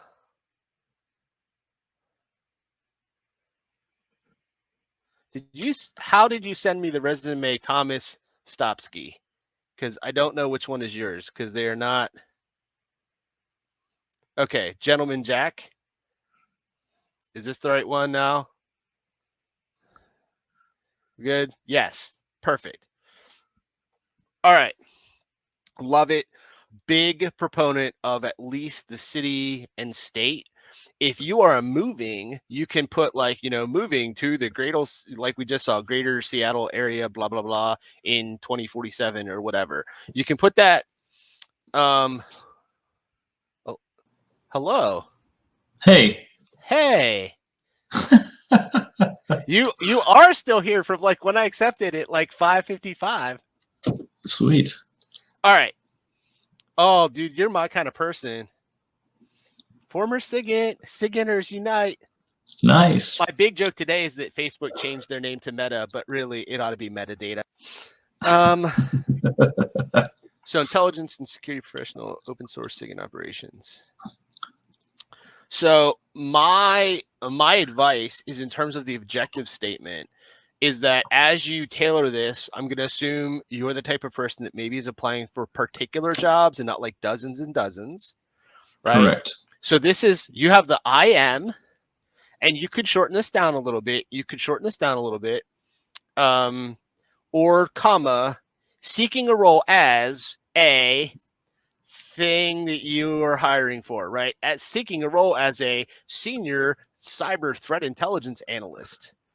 And that way they're like, oh, this person has read the job application that they applied for. Because I'm telling you, I don't know how many people are in this chat, 47% of the people in the first part of the alphabet don't read the job ad and they just apply.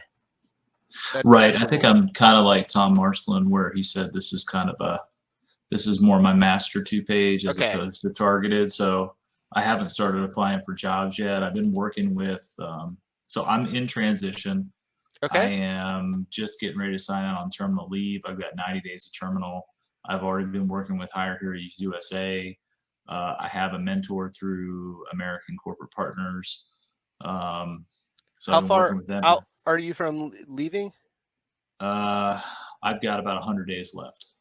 And you don't have a job so far? No, I did the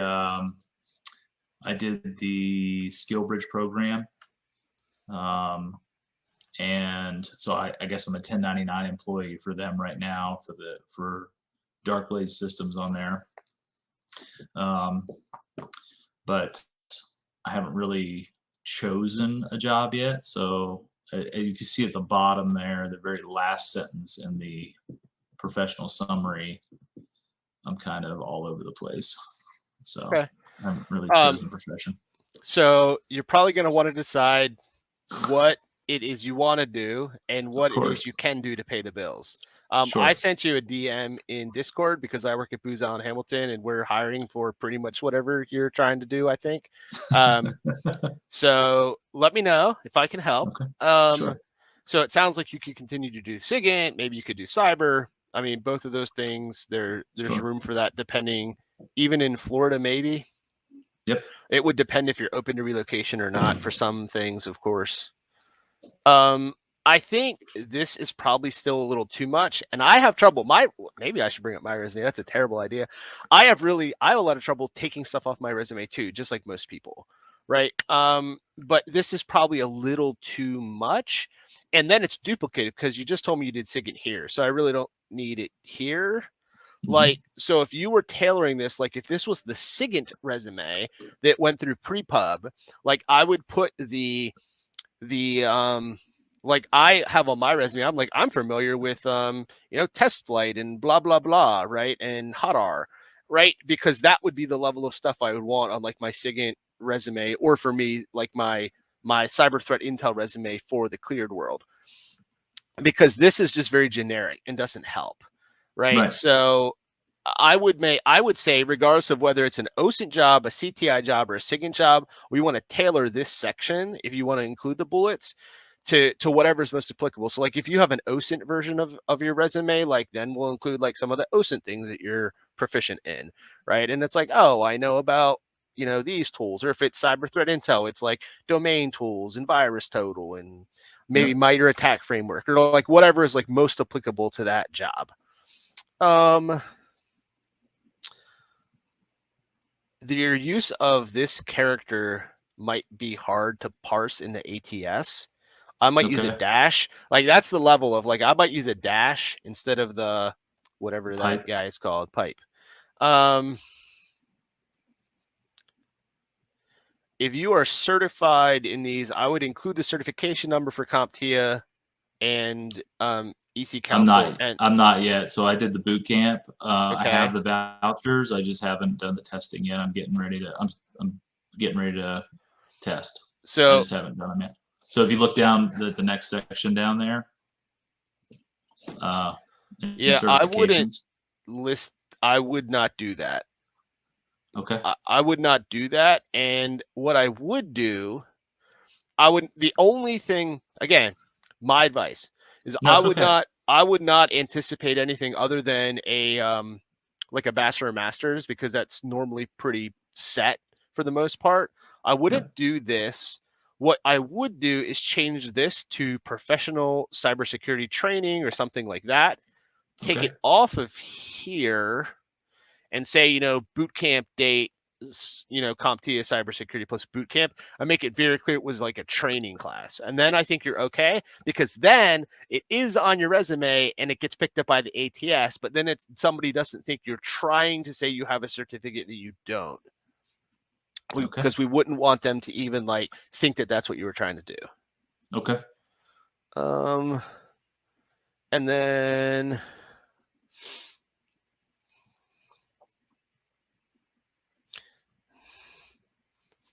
oh my God, CMMC. It's not you. It's the thing. I would say this is actually pretty good. Like, you have a lot of like 6 40-hour courses. Like, this is fantastic. That's the kind of stuff. I think it might be too much here. Yeah. So there's a lot of bullets. Like spacing. Yeah, I would say you would want to whittle this down a little bit. Okay. And either delete whole sections that maybe are less applicable for the job you're applying for. Sure. Right. And then you can also space things out a little bit so it's a little easier to read. So like, again, if you're not applying for a cyber threat intel role that requires Arabic or a SIGINT role that requires Arabic, I would probably delete that, right? Because then, like, if the OSINT role doesn't call for it, maybe you do, maybe you find room for that. But those are some of the things, like, I'm a certified senior instructor trainer. Is that applicable? It might not be applicable for the role, but like, if it's a SIGINT or a cyber threat intel, then I probably want to keep that, right? I probably want to keep that for any of those roles. So maybe it depends. And instead of, you have stuff about Arabic on here, three locations. So maybe there's a way we try to like combine that to one bullet somehow. So, like, I didn't hear Tom Marsland's back brief. If this is a master 2-page, if I'm doing a targeting resume for, like, let's just say, like you were saying, one of those positions, I would just build that one, save as, and then just delete off the areas that I don't need in there, and then it would parse it down, right? But, yeah, that would still save this as a master. Yeah. So yeah, and it's. So if this is the master, we probably don't want to get anything. And then, like, we really would need to know, like, which of those 3 probable things we're looking for. Like, is it a SIGINT analyst position, a SIGINT linguist position, which is probably 2. I mean, maybe that's the same resume. Really depends on like what you're most comfortable with, right? Because I've worked with both, right? I've worked with linguists, I've worked with SIGINTers, I've worked with SIGINTers who also have some language capability. CTI, some of the CTI roles absolutely will value Arabic as a language, and some of them it's not going to be listed, but it may be beneficial. So you might have it on there, but instead of down here, you might just say up top, right? Like, you know, 2.2 or whatever your latest DLPT rating was, 2.2 Arabic linguist or something, right? So that would be a hard skill that I would put up here, perhaps. Okay. But yeah, you're definitely going to want to tailor a little bit. So okay, because there's a lot in here and it's very wordy. Okay. Hopefully that's helpful. No, it is definitely. All right. I'm going to move much. on to some other ones and go from there.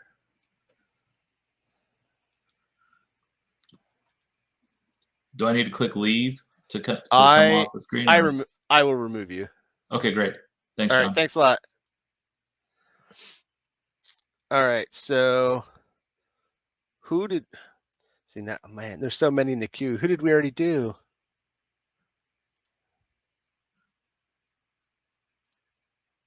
B-Buns. All right. Hopefully that's not like your AOL handle on here that you're using for your Gmail. Grief from my Liverpool. Do you know where we're at in the table?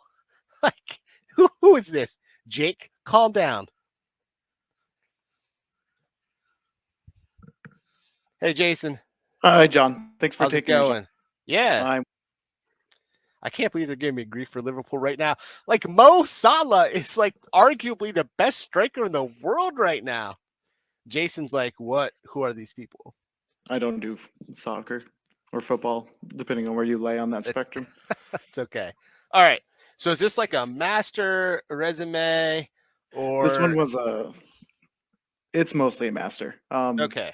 It's kind of targeted, like you can see in the opening statement, it's geared toward an attack and penetration role. I'm obviously more entry level. You'll see that as we go down. Okay. But it's mostly master.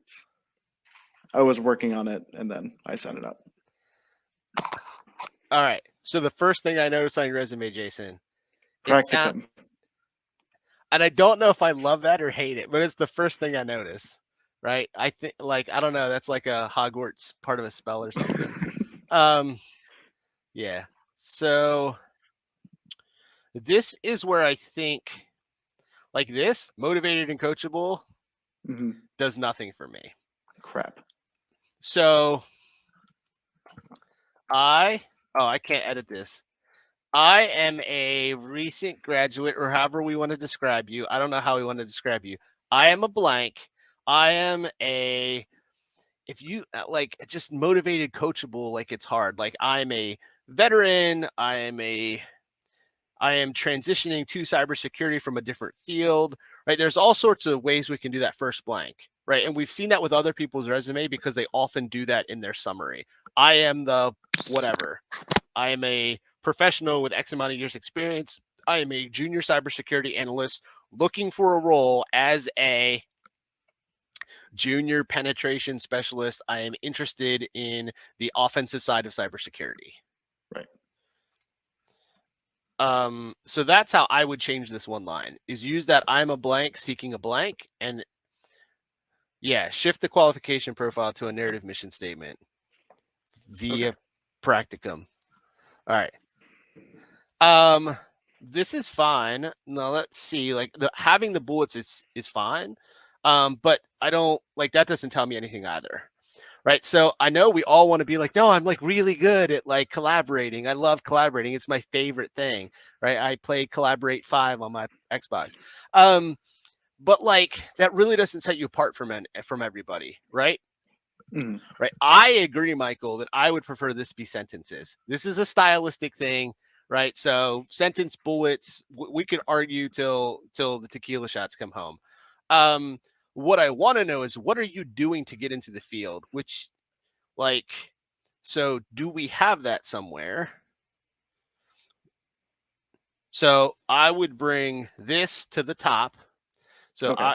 I can't edit this one for some reason, but I would bring the education because it's like WGU is a well-known university in cybersecurity, right? So like there's street cred there. It's not like, you know, if I say anything, somebody will hate me. So whatever. It's not like, you know, the community college of the Bahamas or whatever. No offense to anyone. But like people know Western Governors University. It has good street cred. So we want to bring your education up here. So like, what else are you doing to get into the field? Stuff like this, attending conferences, getting memberships like I think it's ISACA, focusing on degree and CTFs like NCL, NICE, stuff like that, which is not on this resume, which it will be immediately after I get off this call. Right. So you have all of these certifications. Your clearance, I would actually probably call that out more because it kind of gets lost here in the sauce a little bit to me. Okay. Like I do CTFs at places. right? I am a member of ISACA. I attend cybersecurity conferences such as, VetSec conference, blah, blah, blah, blah, blah, blah, blah, right? And then make it very impactful, right? So 2 things, right? I want to socially engineer people so that they call you back, right? I want to get you to the maybe pile so that some human calls you. I also want the hiring manager, whether or not, like, we could have a whole discussion about capitalism versus socialism and communism later. That's a different clinic. People want you to be passionate about cybersecurity, right? So whether you actually have to be passionate about your job to do a job is a different, we'll table that for now, but you want them to think you're passionate, which it sounds like you are. So that's great. So we don't even have to, like, bend the truth, which is fantastic, like, because you do care and you are interested and you are doing things. But we want them to know that from the resume so that they're like, oh, I should call Jason. He does all this stuff to get into the field, right? As opposed to, like, this person who graduated recently from the community college of, like, some country we've never heard of and, like, doesn't do anything and listed I'm a team player on the resume, like, because that's no. Right? People literally say, I want to hire passionate people. I saw an ad that they wanted to hire a person who was passionate about cybersecurity. And my first thought was, like, all of those people already work at MITRE. Like, I don't know where else you're going to find them. Passionate. So again, Linux distro, I'd be very specific. I wouldn't list XP unless you plan on doing, like, ICS or IoT stuff. Same with Windows Server 2000. Like, there's some things that we could, dive in here. So one question that I had for Linux, it's not part of my day-to-day. There's, very limited use cases that I've had, like Send, Parrot, or Kali. Do I need to call those out specifically, like I did with the Windows Server or Windows OSs? I'm probably going to ask you, why do you have Kali listed in tools if you have a platform listed as Unix? It's a fair question that I don't have a reasonable answer to. And you're applying for entry-level red team jobs, right? So, like, that's the kind of stuff somebody might be like, they don't even know the difference. Out. Which would be bad. Which is why I'm glad you volunteered to be on here. So those are some of the things you can kind of think about and tighten up on here. I would list out the certifications with the corresponding CompTIA numbers, and I prefer date of expiry, right? So I literally have my resume expiry date, blah, blah, blah, because that way I know the cert is still active. Right. You can also list inactive certs on your resume. I don't know. There's like 4 people probably still listening to us right now. You could list a cert that you no longer have that expired, and you would put expired and the date. And you say, well, like, maybe there's some reason for it, right? Like, well, I got tired of doing the CPUs for this one thing, and once I got CISSP, I didn't keep blah, blah active. And that's a legit answer. So if anybody's still listening at all, keep that in mind. I like the fact you spell all of this stuff out. Thank you. This is too much. It has to be a bullet, right? So your first bullet is, responsible for, performs, whatever. Like, that could be the first bullet. Okay. But this is too much. A lot of people are trying to write a paragraph. I see this quite frequently. It makes it too hard to scan. You have 30 to 60 seconds to get the interest of the recruiter or hiring manager. So I really need that out. Yeah. So it's a good shout. We've talked about this before, Thomas. I would spell out and acronymize, which is a word I just made up, the certs, right? So CompTIA, Security Plus, brackets, Sec Plus, right? Same with CYSA, then spell whatever that CompTIA Youth Soccer Association award is or whatever, and break that up so that, because you don't know how the ATS is programmed. So that's a good point. Same with, like, ISC squared and SCCP. Like, you might actually want the little, like, arrow thingy majigger, because it depends. Because if, like, that's what the ATS is looking for, then that won't count. Oh, no, I didn't even think about that. Right. Acronymize. That's correct. Acronymize and de-acronymize. So there's your second word of the day. All right. So I think what you have in here is good, but we want to bulletize it and only like put the most important stuff like that. That's like this stuff is really good. These bullets are really good. You spell out CCRI, right? And we have like actual numbers here. And delete that because that's not important. I hate to say that, but it's just not important, right? I'm okay with it. Same thing here. I mean, I think a lot of this is going to be the same thing. Then, like, I don't know if that's applicable to anything. Maybe it is. Was it like were you picked because of a technical proficiency or like PT scores or like what's going on here? Oh, so like we probably like due Probably should to mention that. technical proficiency was handpicked for a critical position. We don't need the phrase lateral move either because that probably will just confuse people. Especially in the context that we're applying for. Yeah, and now they're just thinking about like rugby. All right. Yeah, put the both acronyms and spell it out because you don't know how the ATS is programmed. And if you're someone like me who's like maybe trying to scan for 50 at some point, you're like control F CISSP, like it's a client requirement. They have to have CISSP, and if it's not on there, I can't hire you, which happens sometimes. Yeah, so you're gonna want to like you have the same pattern, and you're just gonna want to like bulletize everything. And once we get like this old, like it really should be like 2 or 3 bullets. If you can get it down to 4, like just work to cut it down because I am more interested in what you are doing to learn about pen testing and red teaming or whatever you're into.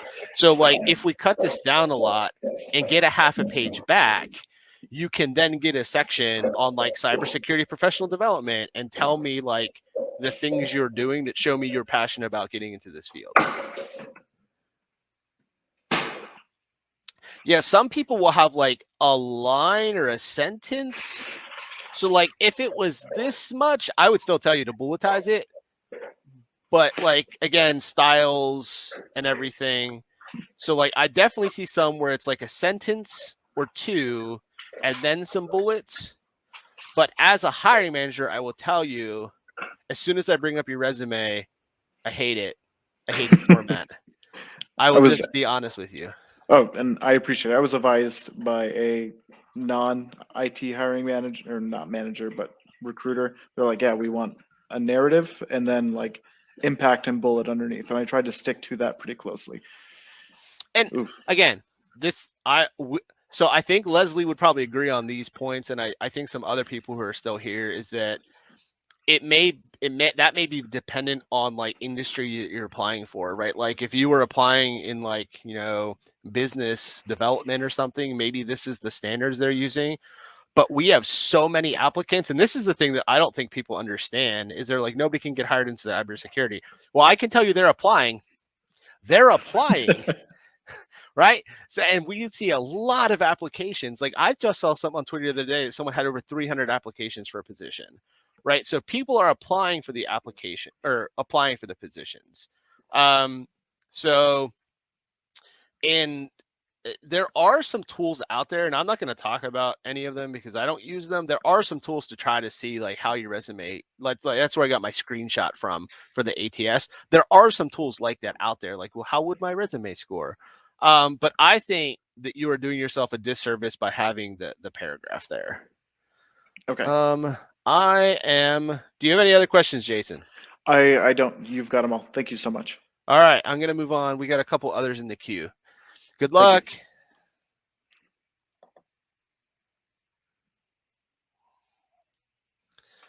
All right.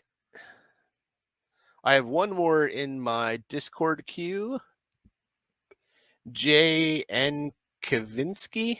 I don't know if that's being pronounced right. Do we still have Joseph Kavinsky?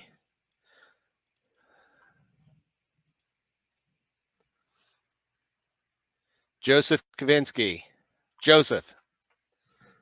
If you want to come on, you have to ask to join the channel. If you don't want to, that's fine. I understand everybody doesn't want to be on camera or anything. I will just talk to the Matrix. The Matrix. All right. Hopefully you guys are being entertained at least at a minimum. That's what my poll needs to be. So as far as polls go, the few people that voted are mid-level individual contributor. So we only have one person for senior here, one person who voted for director. So hopefully we're helping as many people as possible. All right.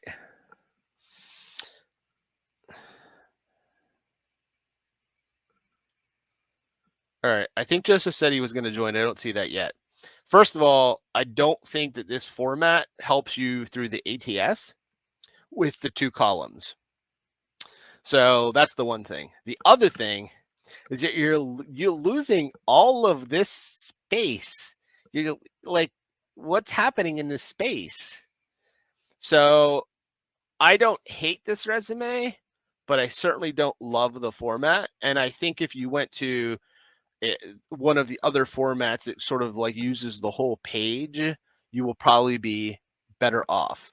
With that said, if you are the type of person that wants to have a very pretty version of your resume that would be printed out and like given to someone at a job fair, then you have a separate version of that resume for that purpose. And that is not the one you upload or email to people. So I would say, like, if you really want this version of your resume because it's formatted a way you really like, this shouldn't be the one that you're uploading to the ATS or emailing to people. Okay, so I don't, what is this word? Protein cybersecurity engineer? Is that the company you're with? Am I an idiot and that's a word everybody knows? I'm so confused right now. Chat. Where's my chat? I need help. Yes. I'm so confused. It is a word I do not know. So that's your first problem. That's your first problem. I'm going to be honest with you. I'm not the smartest person here. I'm not the smartest person here. I can tell you that right now. But I don't know what that word means. So, like, if it means versatile, just say versatile. So you want, I am a blank seeking a blank, right? So I am a cybersecurity cybersecurity engineers with 20 years of relevant military and civilian experience.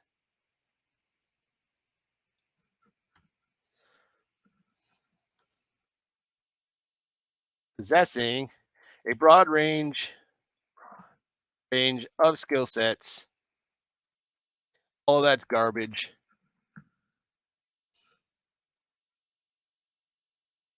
Seeking a role as a thing you are hiring for that I am applying for.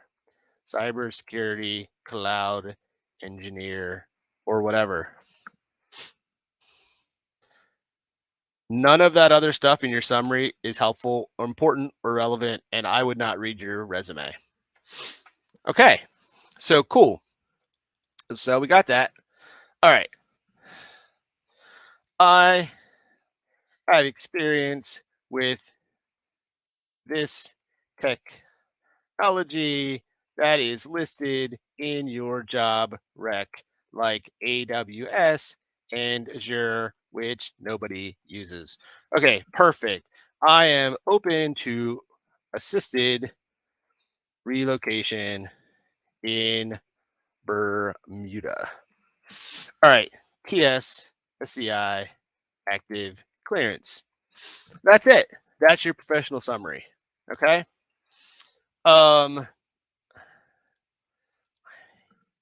CISSP certified cybersecurity engineer. See, boom.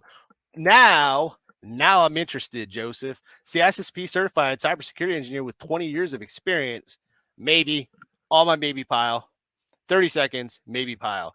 If I am in fact hiring a cybersecurity engineer. If you've applied for my SOC tier 1 analyst role, probably not. So you have a similar but better version of what we looked at before.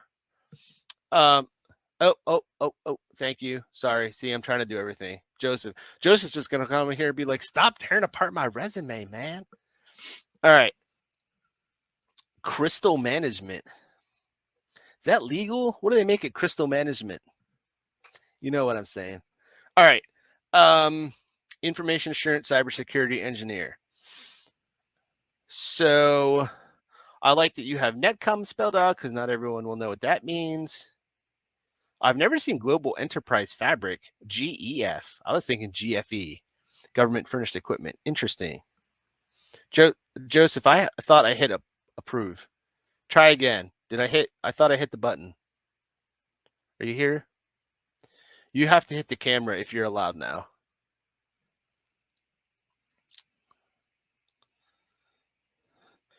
So what I don't know is scope and scale and impact. So your bullets are okay, right? Centralized compliance auditing throughout system development. You have been assimilated and disseminated.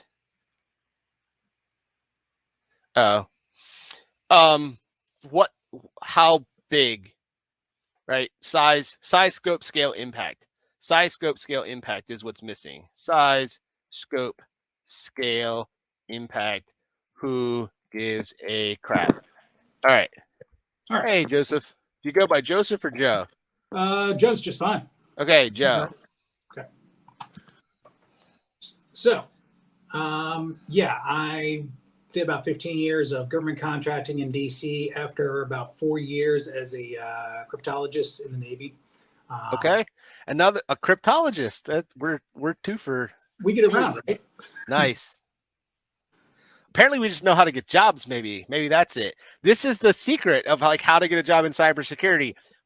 Be a SIGINT person first. I can't tell you how many people that I've run into that were either Navy, Marine, or Army versions, radio recon, or radio Marines, etc. Yeah. But So we fixed your objective statement. So we've already done that part. Hopefully that broadly makes sense to you. So I think this is okay with your 1 or 2 lines. But here's the thing is like this whole like scope, impact, scale really ought to be in this section. So like as an information assurance cybersecurity engineer supporting netcom, I am responsible for, and then, or I like, right. So that way I have context of like size, scope, scale, impact. okay.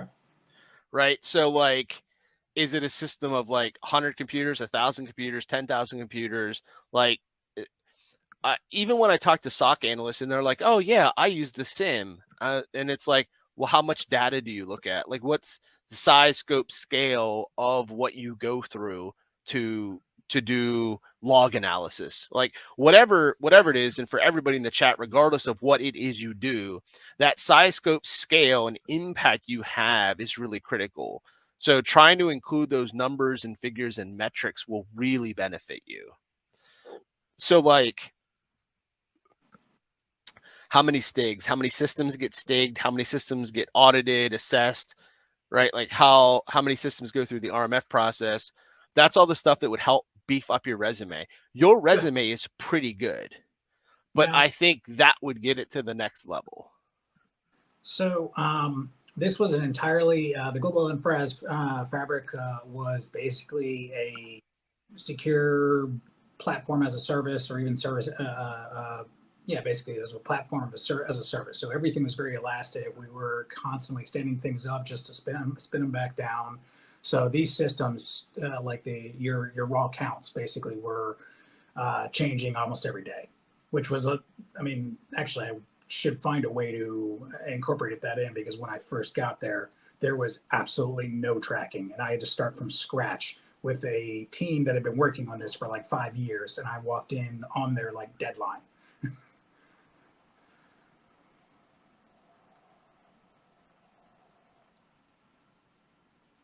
Right. Those are the sorts of like impact, like implemented, spearheaded, right? I think somebody was actually joking like pre-clinic about like how many times we were going to see like certain words like that, but that's what we want to highlight, right? Like implemented and spearheaded, with a team of 20, right? Again, or was responsible for the team of 20 that spearheaded and implemented, right, the thing that you've just described. And what's funny is a lot of times when I talk to people, Joe, is that you verbally tell me what I want on the resume. Right. And that's just what happened. Right. So like a lot of times when you work like one-on-one, either with like Lesley or myself at a resume clinic like this, or sometimes with an editor, is like they'll get you to say the things that we need on the resume then. Right. So even like this bullet here, like that's a lot to unpack. And I think this is a little harder to read as well, since we're not using the full width, which is what I talked about earlier. So I think this probably would be a 2-line bullet that's a little easier to scan if we did full width. Yeah, I was considering. I'm not super happy. I like the look of it, the aesthetic look of it. But yeah, I know that that big blank spot's kind of pointless. I was considering putting education there, but since I don't actually have my degree yet, I'm kind of don't do 2 columns with stuff in both columns. I would not advise that. That is very difficult to read. I have seen someone with 3-column resumes that was like many pages long, and it's really bad. Yeah, one where it's like the wide column in the center and then 2 flat columns. I will tell you right now, that person is not considered for the job. Like I don't know what to do with that person's resume.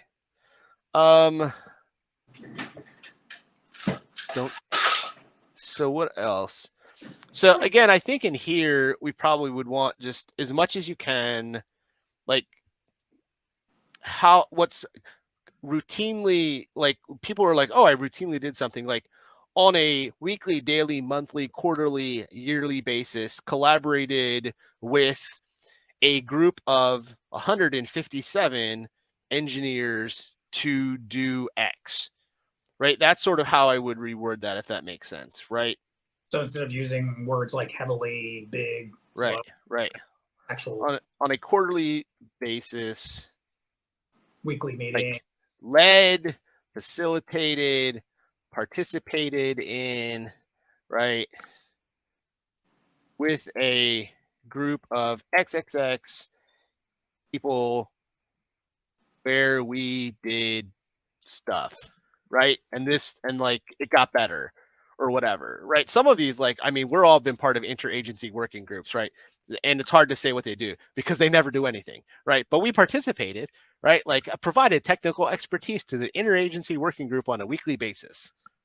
Now, the one I was trying to shy away from was the concept of like participated, was involved in, like, because it's passive. It's like, yeah, I was part of a team, but like I've heard basically that like that doesn't tell them anything. What they want to hear is ran things, that you implemented things, that you were where you can. Yeah, I mean,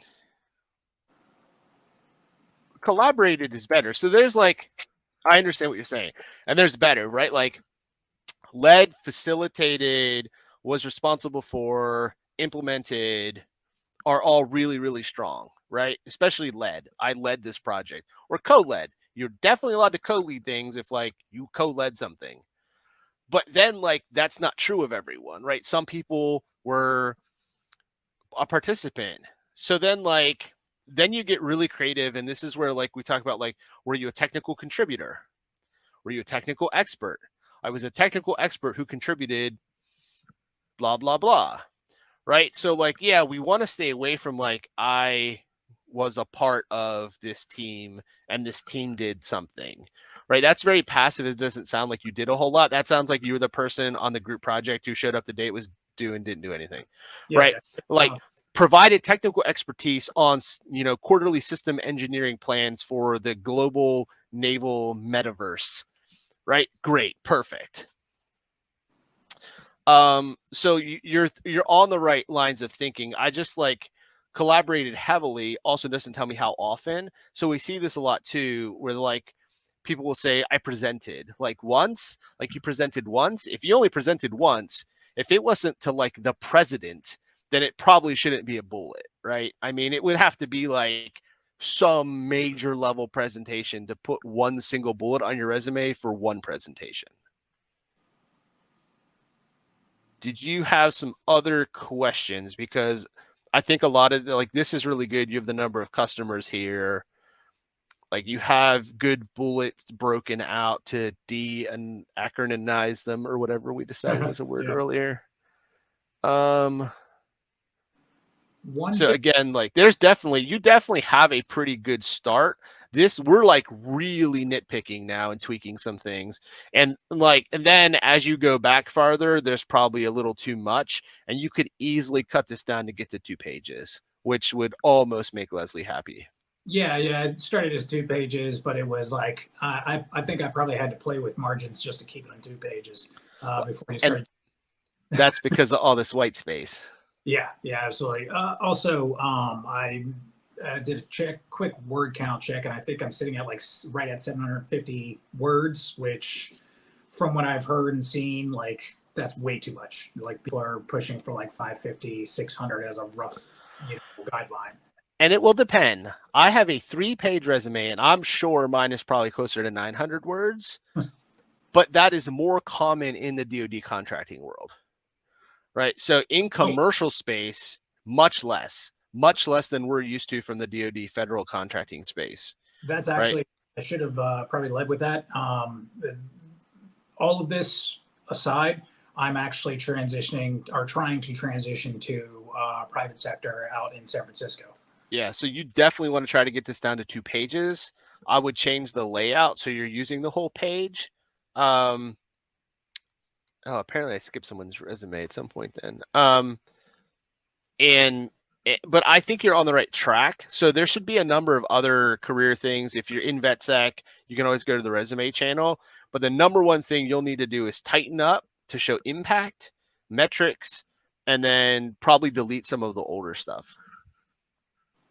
Yeah, that was a hard question too, because I'm at the point where I think I already knocked off 1 or 2 jobs between the last one listed and my military experience. So how exactly do it seems kind of clunky to just kind of call out, oh, by the way, I'm a veteran, cryptologist that dealt with secure communications. And that was like 20 years ago or 15 years ago or whatever. But pay no attention to the fact that I'm not covering the 5 years between that and my last job. Well, they'll know that you have military experience right from here, right? You say military and civilian experience. You could say, like, I think it's okay. So here's the thing, like for private sector, do they care? Or do you want to call it out? Because this goes back to biases again. Like, do we want to call out the fact that we were a veteran? And maybe this is a good talking point, right? In the private space, there are biases. Right. So you may not want to especially bring attention to the fact that I'm a veteran, because it may not really be applicable. So you'll have everything listed, but we may not want to go out of our way to call attention to it, if that makes sense. Right. So right here, you say military and civilian experience. And then as we go down, it's pretty clear you work with DoD organizations. Right. And then you have Northrop Grumman on here, and then Mantech.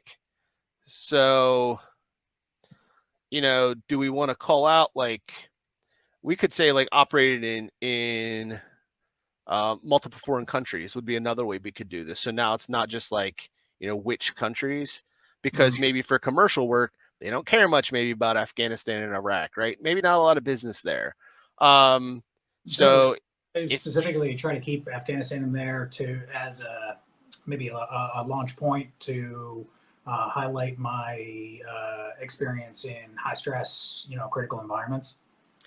Right. And that's actually something, as much as I don't want to just have I'm a team player, right?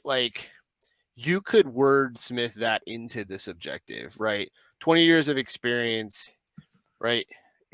Including, dynamic high stress.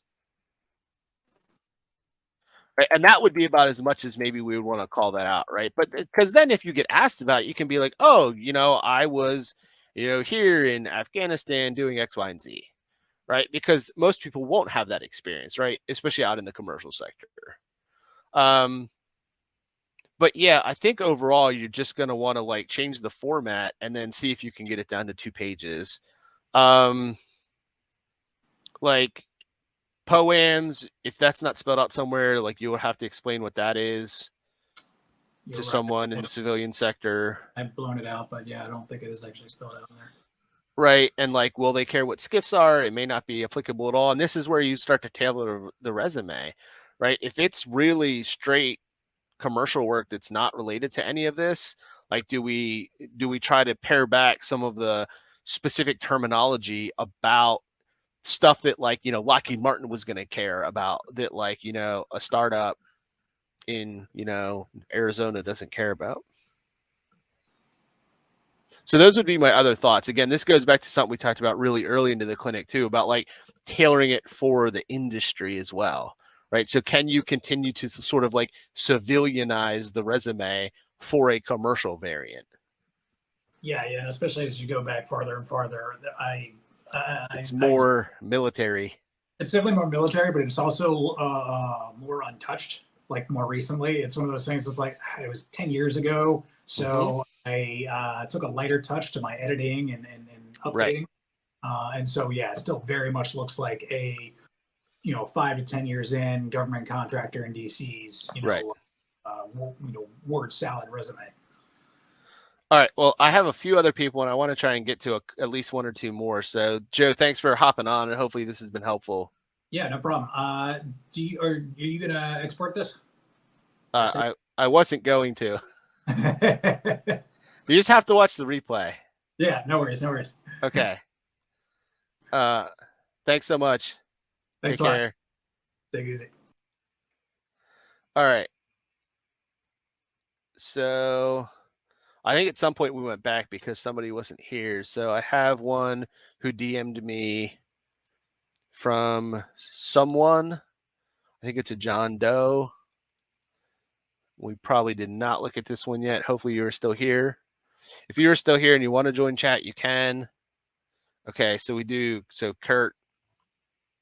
All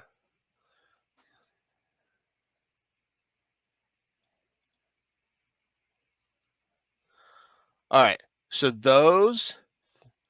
Oh, Kurt, you're here. I'm letting you join.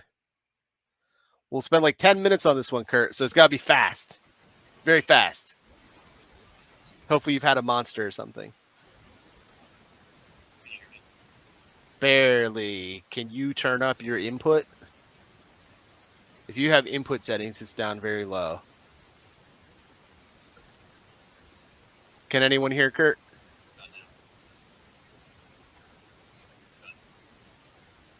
No, yeah, you are super quiet.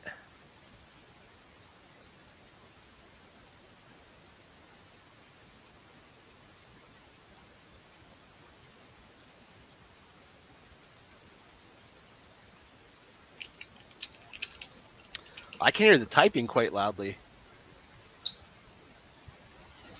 Can you hear me now? That is very low still. I mean, I can make it out. It's just going to be low.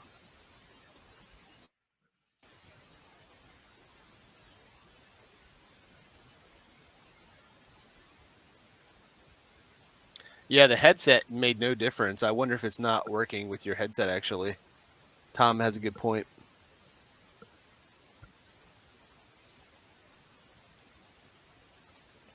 Give me some test messages, Kurt. Let me see if we can hear you.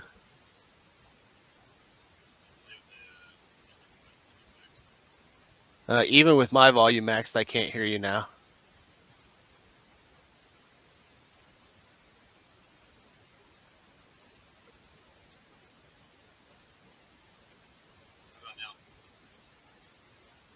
I will be able to make it out, but it's going to be hard to hear. So let's go with that so we can make some progress here. All right, sorry. All right, so the first thing I notice is that, is this what you consider a master resume, or is this one you send out? So I'm still active duty, and I am not really. That's basically only been the resume that I send out with people I'm mentoring with or working with asking for it. Okay. So, as hopefully you've seen, you're going to want to probably tailor this for a couple of different roles, right? And it's going to depend on what you think makes sense for your skill set and sort of the seniority that you would bring to different roles like this. Because, like, if I got this as is, it sounds like I would like to work somewhere doing things, right? So we really are going to want to try to take this one and then develop, like, do you have a threat intelligence one? Do you have a policy and strategy? Do you have like a project management one? Yeah. Is that better? Yeah, that's now we can hear. Dude, killer. Okay. Yeah. Sorry about that. All right. So hopefully that makes sense, is like the main sort of macro thing that you'll want to think about. Mm-hmm. Because it sounds like that you're relying a lot on like project policy, PMP stuff, but also threats and intel, and those are really not the same job. No, and so sorry. What's coloring all this is, so I'm actually a Crippy as well. So I was a Korean linguist and made E6 and then hopped over to the officer side, and so since then, I mean, the term generalist doesn't really seems almost too light to compare a lot of the things that I've done. So I have an extremely varied career, and so looking back, I'm kind of like, man, I'm a little bit jealous of the folks who, you know, got to stay focused on the enlisted side, because it's a huge boon when you're doing the transition, I think. All right, so here's my immediate thought based on having this extra information, is that management director level cyber threat intel, probably with DoD contractors. So there are. I have worked with some terrible program managers who don't know jack about intel, right? So that's great. We can talk about how many FTEs we have on this contract and what our spend plan looks like. And like, we can have all these like whiz bang charts about like our spend plan is 98%, blah, blah, blah, blah. Okay, great. The client's not happy with the threat intel we're giving them. Could be a problem. And those people just don't know anything about threat intel. So technical, knowledgeable project or program managers, I know they're different things, are really valuable. And if your TSSCI is active and you want to work at anywhere where there's an NSA facility in, you know, San Antonio, Hawaii, Florida, Georgia, Central Maryland, which is where all the jobs are, DC, Central Maryland, like, you will be hired. If you tailor your resume, I don't know if there's stuff in Seattle, Tom. I don't know. They have like coffee out there, and rain. So there's a role for you. Like, you can have a resume that is like threat intel, like senior, I get a PMP, and like GDIT, Lockheed Martin, Booz Allen Hamilton, CACI, right? Plenty of other places I would or wouldn't recommend that all work in this space, that all need someone with your skill set. That makes sense. Yeah. And then beyond that, I think that's your easiest number one niche to find for developing the resume and looking at jobs in that area. Secondarily, there are probably as many private threat intel organizations now as there like our agencies doing it, right? So Dragos, FireEye, Mandiant, this just goes on and on and on. On that side, if you want a different challenge, I think you are more likely to go that route if your first job is still in sort of like the DoD intel side first, and you kind of work up some credentials, some more recent credentials, and then pivoted into commercial cyber threat intel. Yeah, that makes sense. I had an opportunity, actually, a person that I worked with back in Hawaii, what seemed like a lifetime ago, is I think she's now the CTI lead at PepsiCo. So I've had a good opportunity to talk with her about how she made the transition from being a CTR, looking at, you know, PRC related stuff, to now running CTI for them.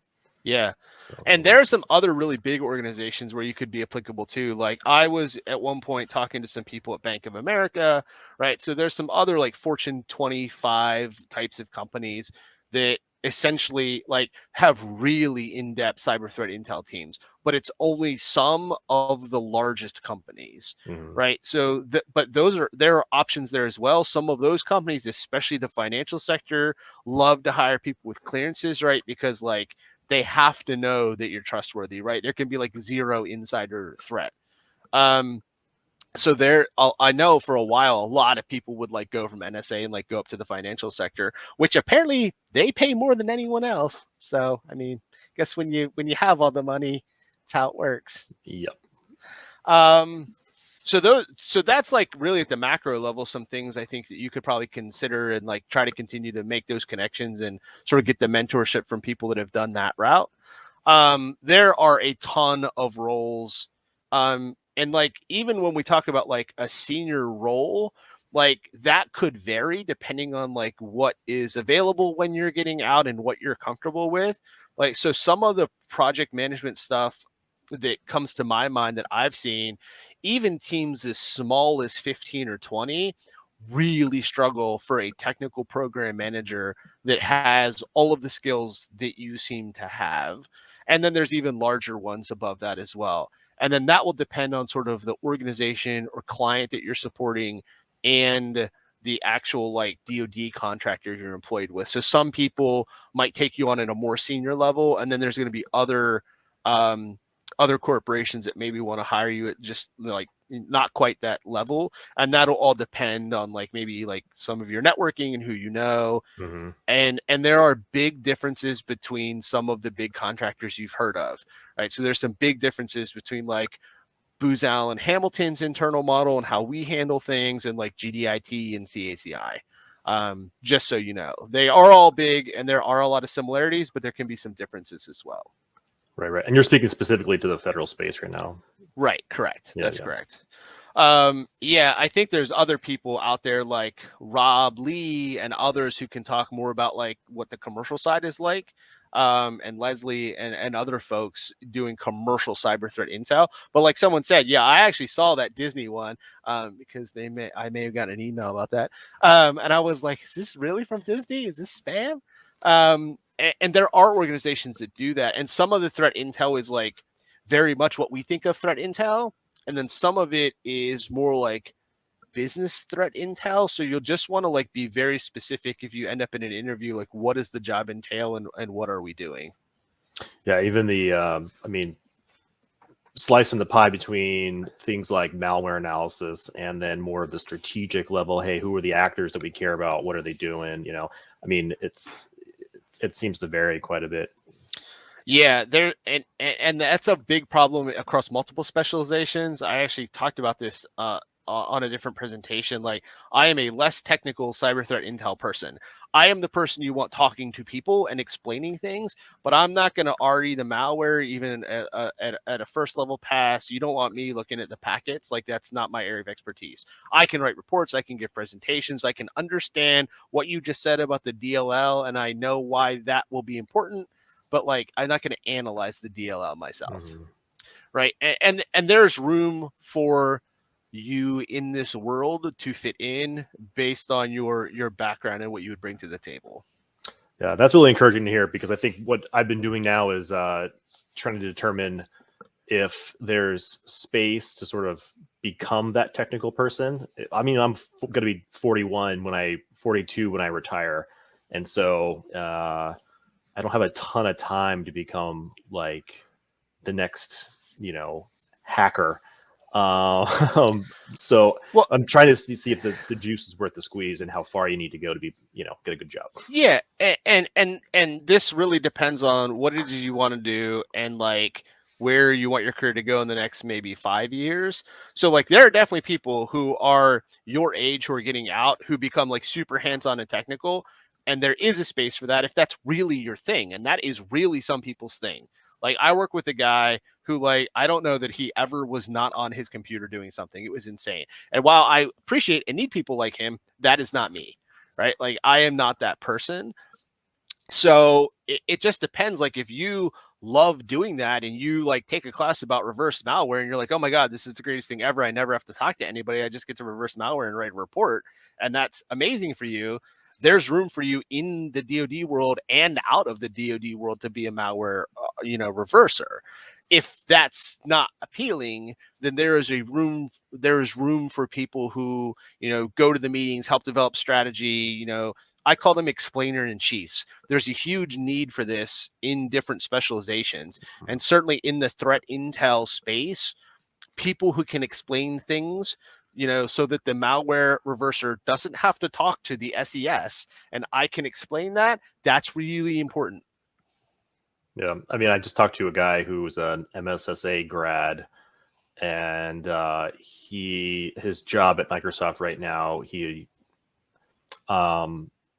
attributes the success in the interview because he put the interviewers at ease, because he was very much a people person, and they were very technical and less comfortable in some of those situations.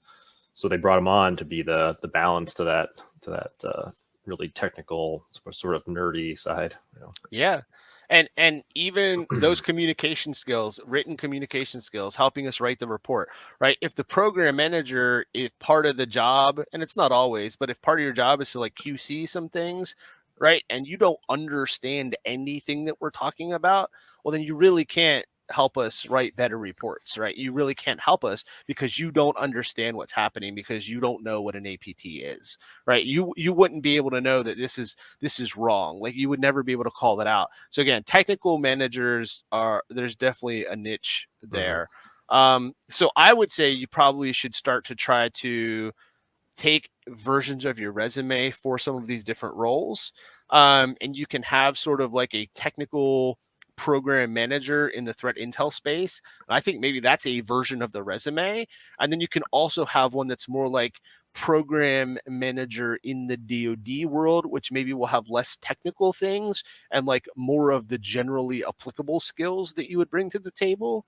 And then it depends, like if you want to fall back, like there are SIGINT jobs, but it sounds like maybe that's not the path you want to go down.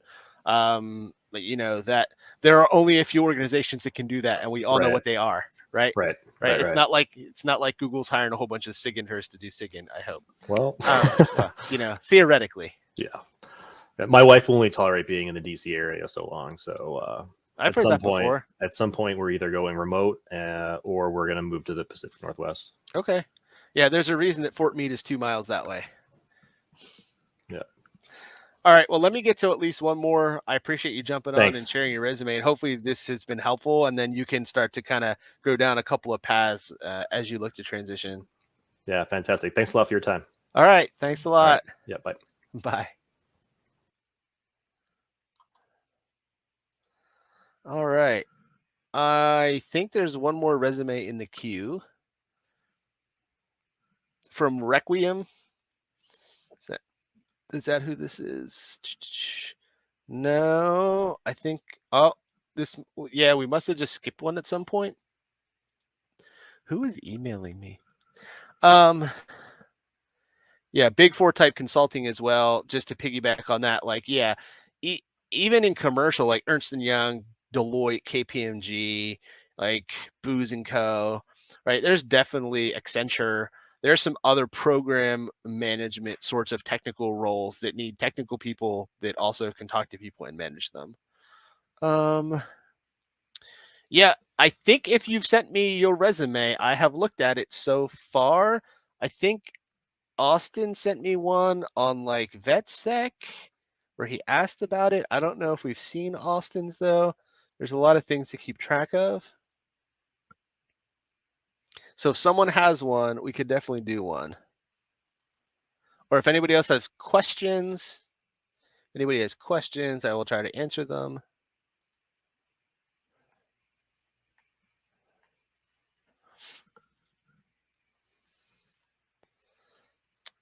All right, someone's loading up a resume now. Yeah, remote IC is like a whole thing. It's really weird right now. There are some partial jobs. There's also a lot more offsite. So like it still might be cleared, but instead of going to like the main facility, you might go to like an offsite skiff. Like that kind of stuff is definitely happening. I know because I'm potentially involved in some of that. All right, so we got another resume here. And this might be the last resume I get to today. If you're trying to get a job at Booz Allen, you need to contact me so I can put you in for an internal referral. Yes, use the version of the resume template on the Google Docs for Booz Allen. I work at Booz Allen Hamilton. I'm a 2-time comeback kid. I'm trying to set a Booz Allen Olympic record. It is still hard to get in, even with internal referrals. So you should be tailoring your resume. I can't make the hiring manager call you. So you need to tailor the resume to at least the type of job. Oh, this is the wrong one. Okay. Booz Allen has people everywhere, man. We have 28,000 people, which sounds like a lot until you look at other companies. So we only did $7 billion last year, which in the scheme of things makes us minuscule compared to Lockheed Martin. But we don't make fighter jets. This is Mohammed Salah. It's so funny. The Google link.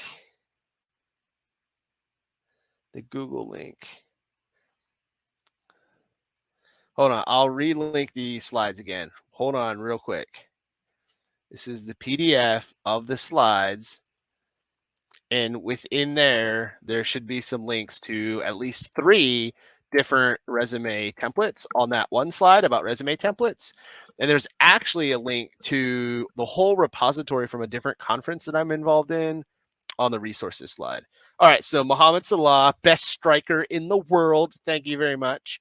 If he would sometimes pass to Mane and vice versa, that would be helpful. All right, so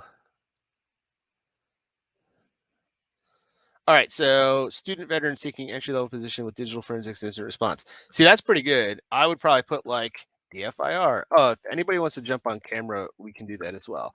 This will be the last resume I get a chance to review. I'll take some questions, but I probably won't have time to do a whole nother one. I'm sorry. Specifically in a cloud environment is not a sentence. So I would no longer look at the rest of this resume, just so you understand the level that you need an editor for. So Lesley's really big on the professional editors, which I think is pretty interesting. I live with a person who has a master's in English. So one, she is much smarter than I am. And my mother wrote some novels. I don't think they ever got published, but she wrote several of them. So I have my mother look at my resume. Again, she doesn't understand cyber much, right? Although she did use an Alienware with Linux on it and wondered why everybody didn't do that. And then I have an in-house editor who has a master's in English who also works in a technical field. So she often understands all this because she has to listen to me yammer about cyber anyway. So those are my recommendations. So you cannot have a sentence fragment in your professional summary. This will never get looked at by a human. And if it does, it's not going to be considered. So I don't want to be overly critical, but that is really important. You also, if you're going to use this version, I would put at least 3 sentences here, maybe try to cut somewhere else. So student veteran seeking an entry-level position. So do you have any experience or you are a student?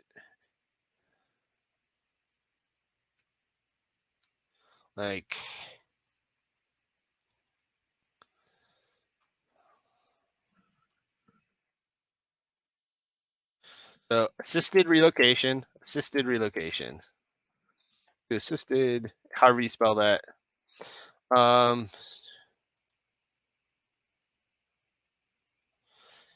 Position in digital forensics incident response. I am specifically passionate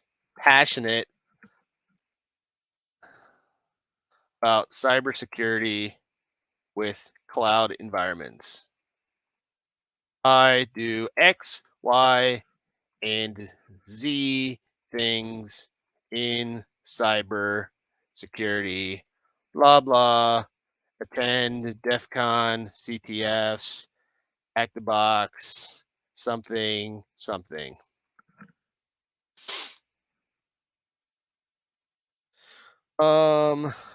No, GPA, it's not high enough. Unless you're using a weird scale.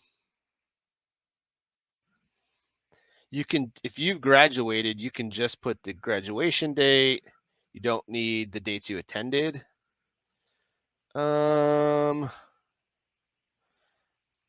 Include acronyms on things.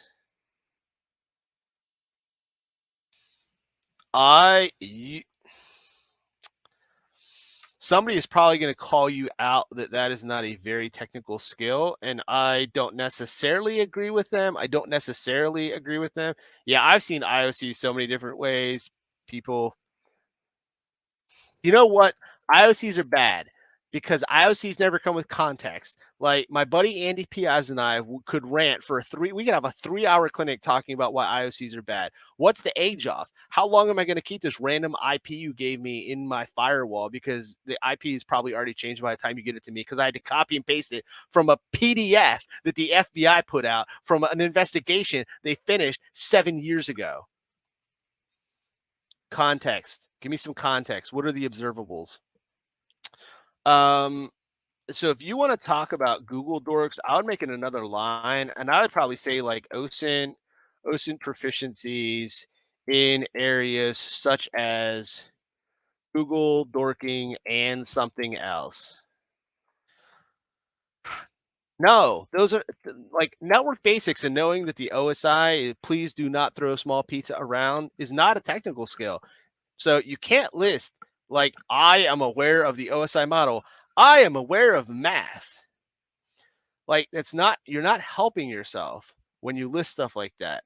And we probably ought to have some more technical skills. You're getting a bachelor in information security and forensics.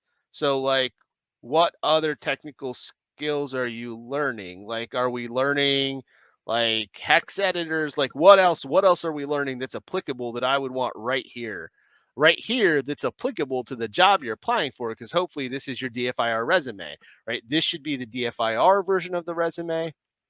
So, right, like I'm familiar with Microsoft Office. Like, people, stop it. Unless you're telling me you're like an Access database wizard, then it shouldn't go on there. We got our academic projects on here, so that makes sense. Is there a paper? We just conducted research. I conducted research. I Googled ransomware. Like, that doesn't tell me anything. I conducted research. I did some Googling. I Googled ransomware, right? Like, is this a paper? Compiled over 50 ransomware attack information. When you read that out loud, does that make sense to you? Compiled over 50 ransomware attack informations. So again, this is why Lesley tells you to get an editor, because you want to be in DFIR, and we've had one sentence fragment, and that's not really formatted correctly. This is the stuff that is the reason that you don't hear back when you apply for jobs. I will be very honest. And I don't care who it is. I don't care if it's you, me. I found a typo on my resume once, and I was like mortified that I had been sending out a resume with a typo, because like, that's not a great look. I was really embarrassed that was on my resume.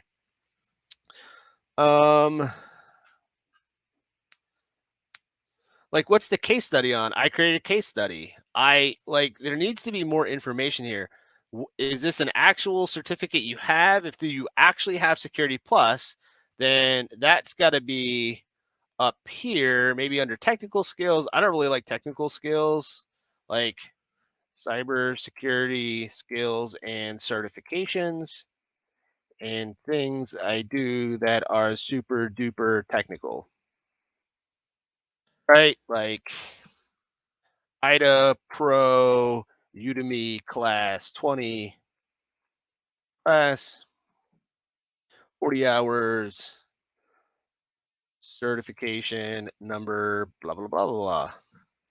Right? This is the kind of stuff that goes in here.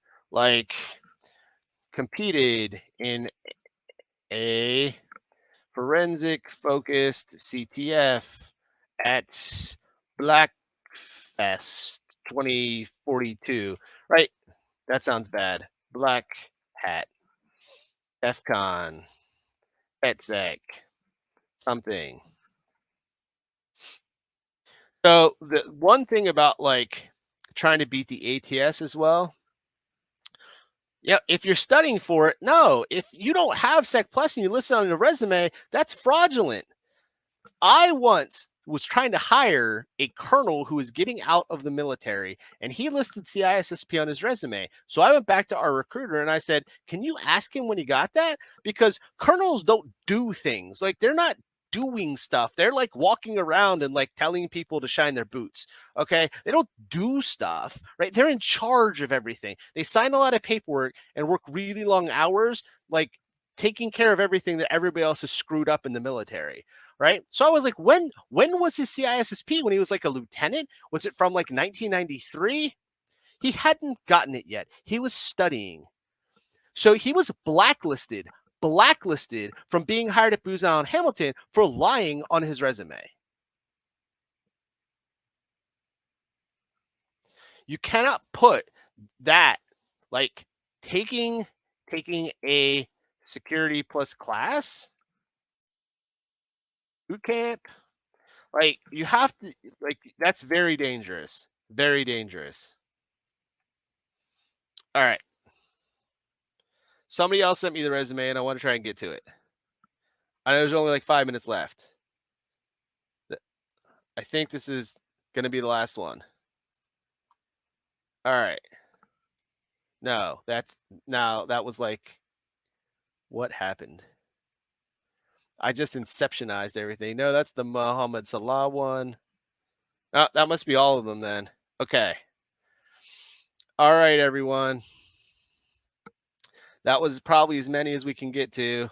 I am not the person who works at Penn State for Splunk. That is my doppelganger, John Stoner. See, it's in my LinkedIn. I'm not that person. That's pretty funny, though. That happens all the time. Not only is that funny, but I just joined another project at work, and there's literally a dude named John Stone already on the project. It's killing me. People are killing me. All right.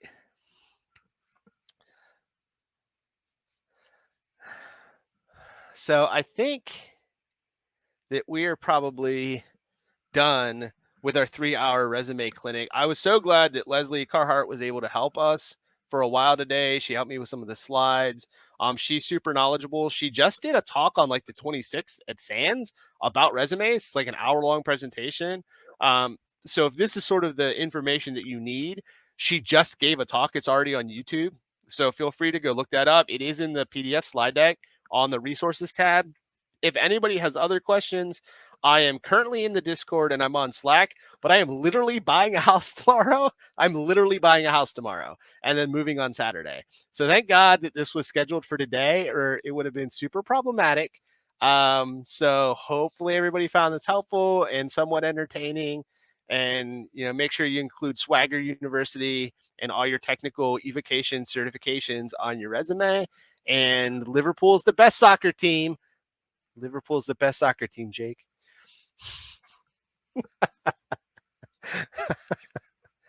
All right. So thanks, everyone. This has been great. I'm glad I could help. I'm glad we got Lesley here as well. Again, if you have questions, I will get to you, but it is going to be a couple of days. I hopefully will be able to set up internet on Saturday so that, you know, I can do important stuff like play FIFA and all my other games like Collaboration 5. All right. Thanks, everybody. Have a great evening.